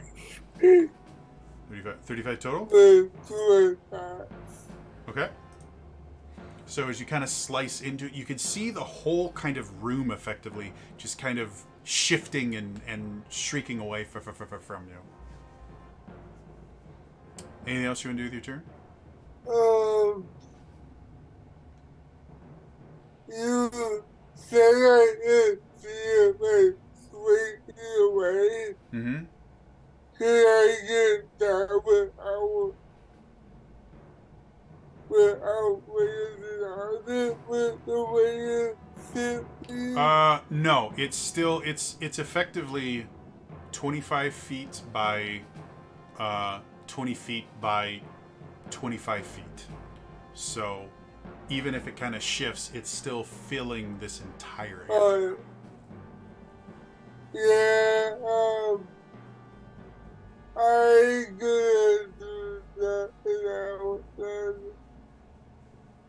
All right. Relwyn, you're up next. Since basically what Rowan's just like, Rowan just got knocked around more than anyone else. He's just hating this. He has the general thing. So like basically anywhere in the room, I'm striking the creature. Essentially, is my understanding.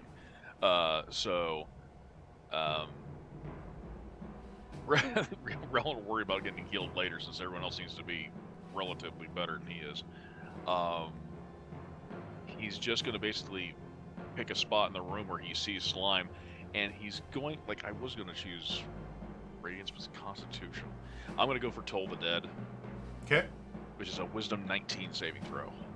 Oh, good. Gelatinous cubes are very wise. Got a 14. Sweet. So it is actually should be more because it already has taken damage, yes? Because it's the whole room. Mm-hmm. So instead of 3d8, it'll be 3d12. And because it's a cantrip, this feature I had set up with this Blessed Strikes, because it's a cantrip, I also will deal 1d8 of radiant damage.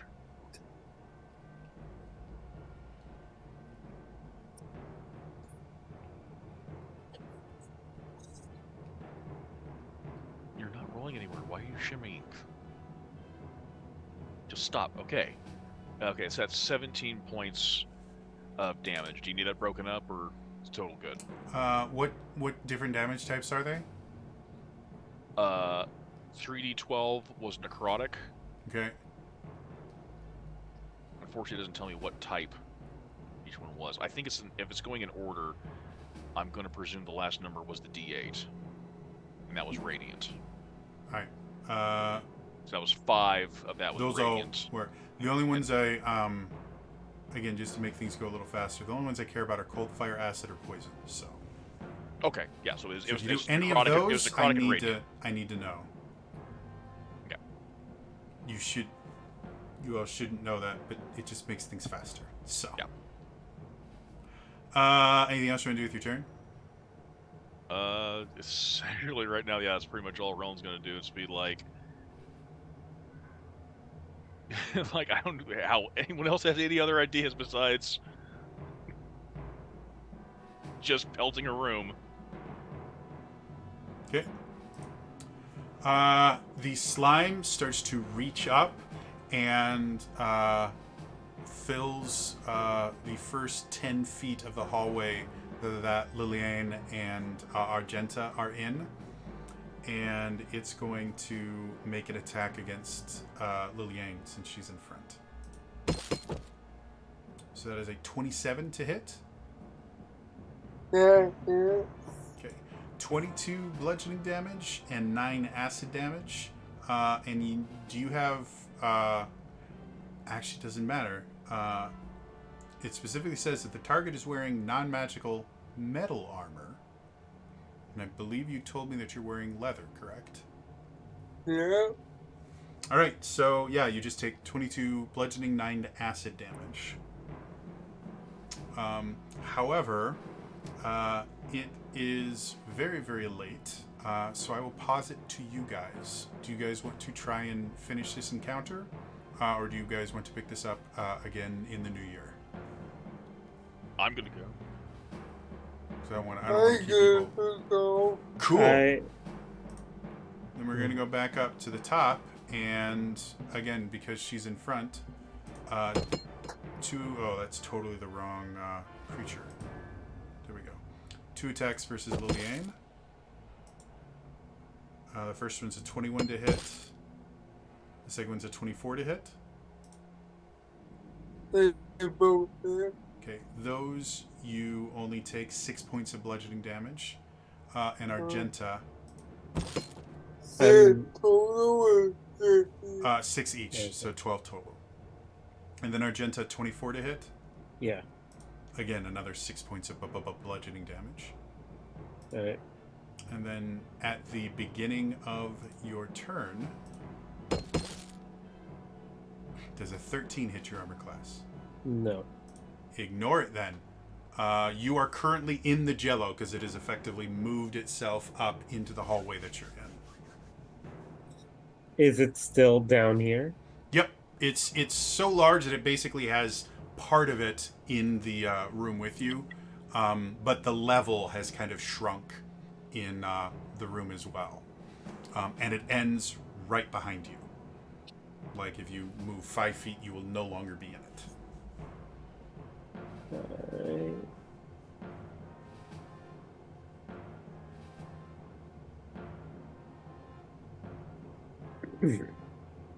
I can aim at different parts of this creature because it's so big, right? I mean, yeah, it doesn't technically have parts, but you can aim because you are inside it. You can aim anywhere and you will hit it. It is filled the entirety of this 5 foot by 10 foot hallway, and most of the room that you guys were in. Let me just read something really fast. I would say the only way you wouldn't hit it is if you shoot back into the hallway, because it hasn't moved far enough to be behind you.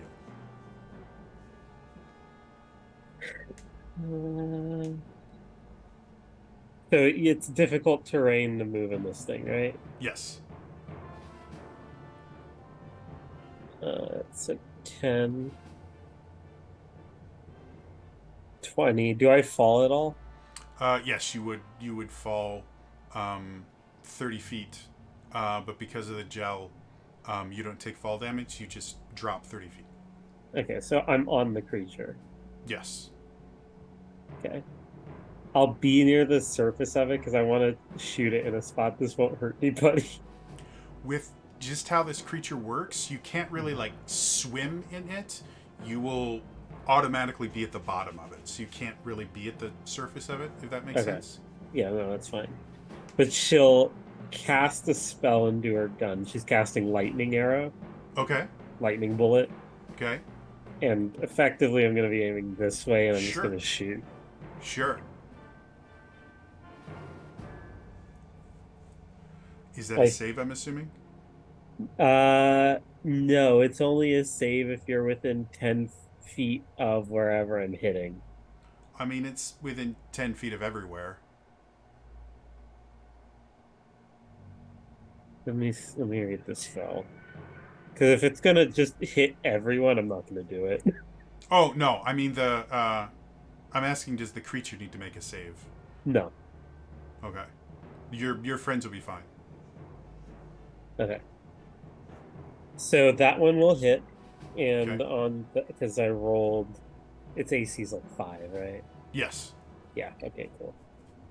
Again, all of you have a higher than a +5 to your attack rolls. It is impossible for you to miss unless you roll a 1.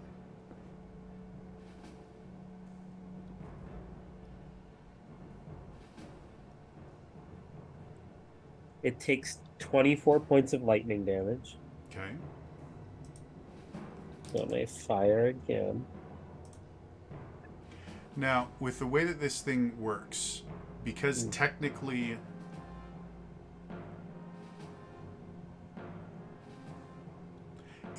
the spell does splash damage?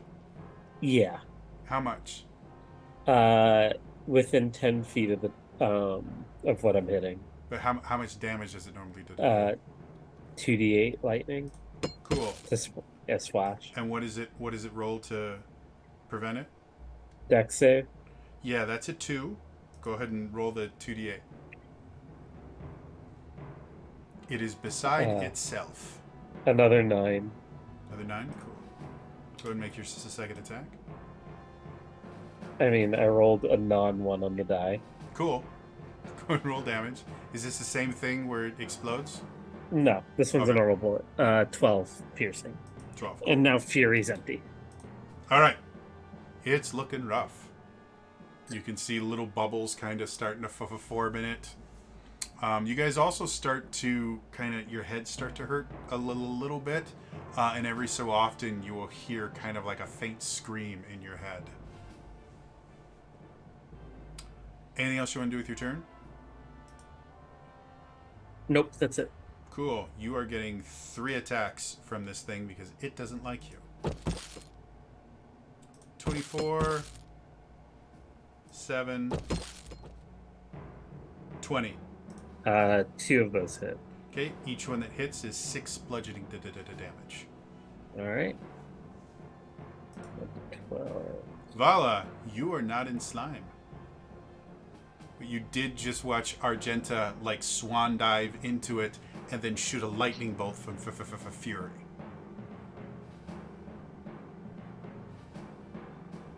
You are also muted. I was doubly muted. I will mutter under my breath, damn it, she's in fireball range.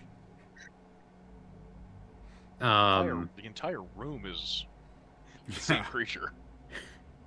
Right, but I don't know that there's a point I can now hit inside the room that would be 20 feet away from everyone. So the room itself, because when you walked into the room, it is a 10-foot high ceiling, and I added 30 feet to it. So the room is 20 feet wide, 40 feet high, 25 feet deep. So if you were to aim for a corner, I'm going to say it's still only going to hit it once. That's fair. Okay. In that case, I will drop a 3rd level fireball. Okay. It needs to make a dexterity saving throw, theoretically. I don't think it can. Like, again, its dex mod is -5. With a nat 20, that's a 15. It has to hit an 18 or higher. However, it rolled a 7. So that's a 2. Okay. This is not a remarkably Oh. nimble creature. Using a packed slot.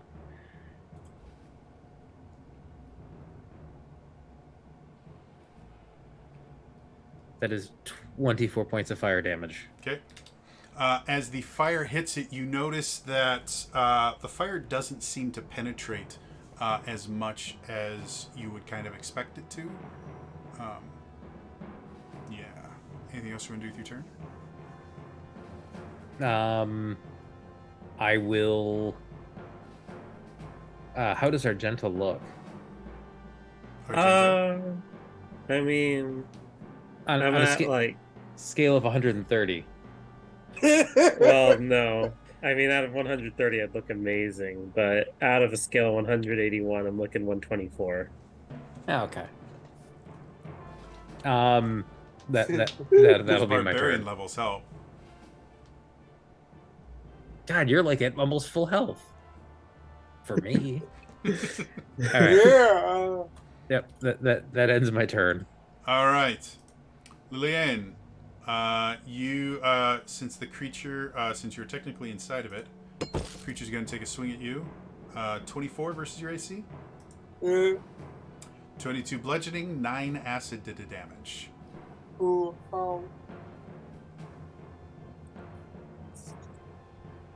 As it slams you into the wall. This is a weird gelatinous cube where you don't take acid damage when you start your turn in it. It gets an attack against you when you start your turn inside of it.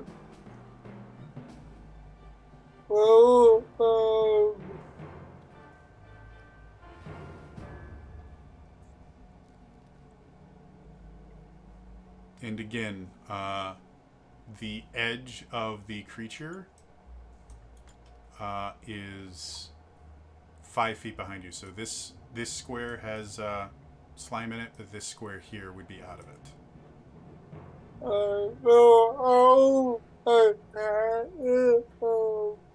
Okay. Right. Go for it. 28. Yep. And I'm gonna use Defiance, but I'm one of them. Go for it.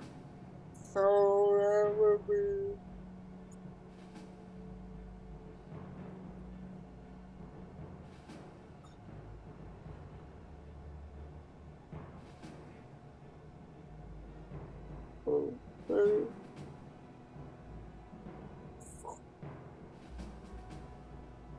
So 44 damage. All right. So as you're sitting there just kind of surrounded by this thing, you just start kind of swinging. And every time you swing, the kind of light of your blade kind of creates a little ripple effect. And you can see some of the slime kind of dissolve and leave like an open area. And then it instantly closes up again. I should also mention, technically, anyone inside the slime can't breathe. But yeah, you can hold your breath for a number of minutes equal to your con modifier, so you'll be fine. 1 minute is 10 rounds. Cool. Anything else you want to do with your turn? No. Okay.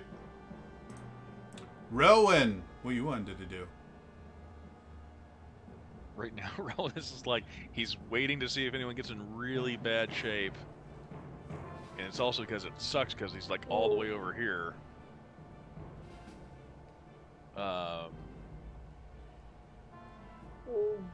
So the only thing he can really do right now is I think he's just gonna do another Toll the Dead, Wisdom 19.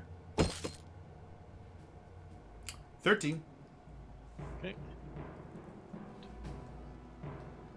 2, 3, and a D8.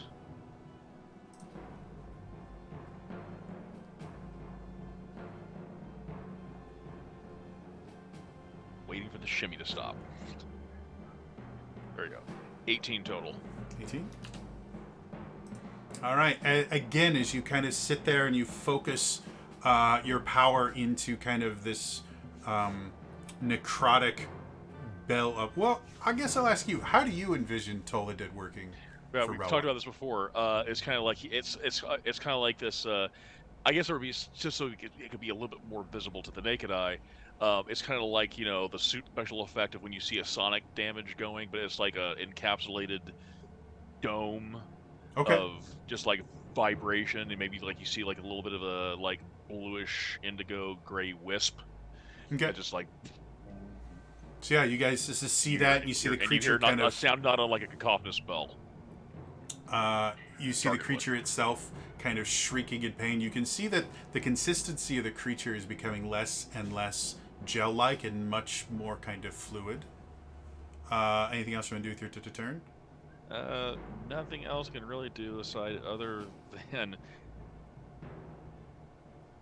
like, we all survived this. We're gonna take some time to heal up. Okay. Yeah. It's the creature's turn.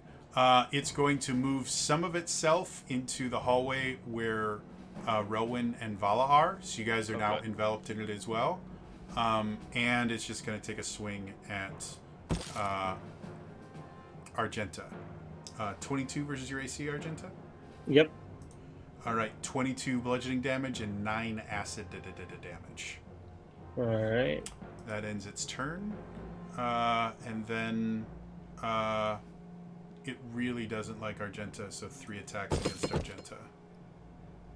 12, No. 24, Yep. nat 20. Yep. Denied. Oh, never mind. The nat 20 is still 6, but I was technically rolling with the wrong modifier, so subtract 3 from all of that. What was the highest one? 24? 24. It still hits. Okay. So, But I denied the crit damage. oh, then it's just 6 bludgeoning damage twice. All right. All right. Now Argenta's looking a little rough. And then Argenta at the start of your turn. Yep. 24 versus your AC? Yep. And that will be 22 bludgeoning and 9 acid damage as it again kind of constricts around you. You can feel it start kind of closing around your throat, and you can feel kind of your neck being strained, and it kind of pops a little bit as it tries to strangle you, and you can feel the burning on your skin. So you said 22 and 9? 22 and 9, yep. Uh, that's gonna send her into a rage as she draws the dagger and is gonna attack twice. Go for it. So you guys Why not? listen as Argenta just goes and she draws out the dagger and just starts slashing at the gel around her. No crits, sadly, but I do hit twice because it is 2 non-ones. That's going to be 11, and part of this is cold. Does that matter? Yes, I do need you to split the cold damage specifically. Okay, so the first one was 7 piercing and 4 cold. Okay. So for the first one, you can see the dagger is cutting through it like butter, but the kind of cold frostbite that normally happens with the weapon just doesn't seem to be affecting it as much. Go and roll the second damage. 9 piercing and 4 cold again. Okay. So again, you're cutting more of it, and you can see, again, it's getting slightly easier to move because the gel around you is becoming much closer to like water consistency. But it's still ticking. Alright, that'll be my turn. All right, it's going to take 3 more swings at you real quick. Alright. 8. Nope. 7. Nope. 14.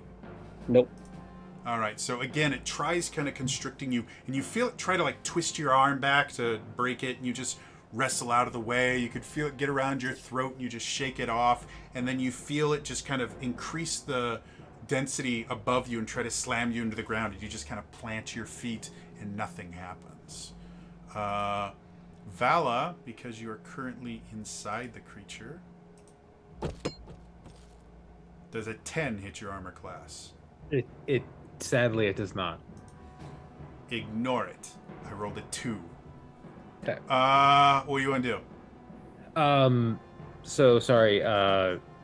It seemed my fireball didn't do as much damage to it as what I thought it would have. Correct. Yes. Mhm. Okay. It seems that fire is not as afraid of fire as you think it should be. And I haven't seen any. Well, then I need to teach it a lesson. You don't have the feat that makes you ignore resistances, do you? No, I do Okay, not. just making sure. And I haven't seen it. Screw it. I'm a warlock, so I really need to be using Eldritch Blast. Go for it. Make your attacks. All right. Eldritch. Oh, I rolled a 2, so it's a 12. It still hits. 16 will hit and 15 will hit. Wow. Go ahead and just give me all the damage. Really?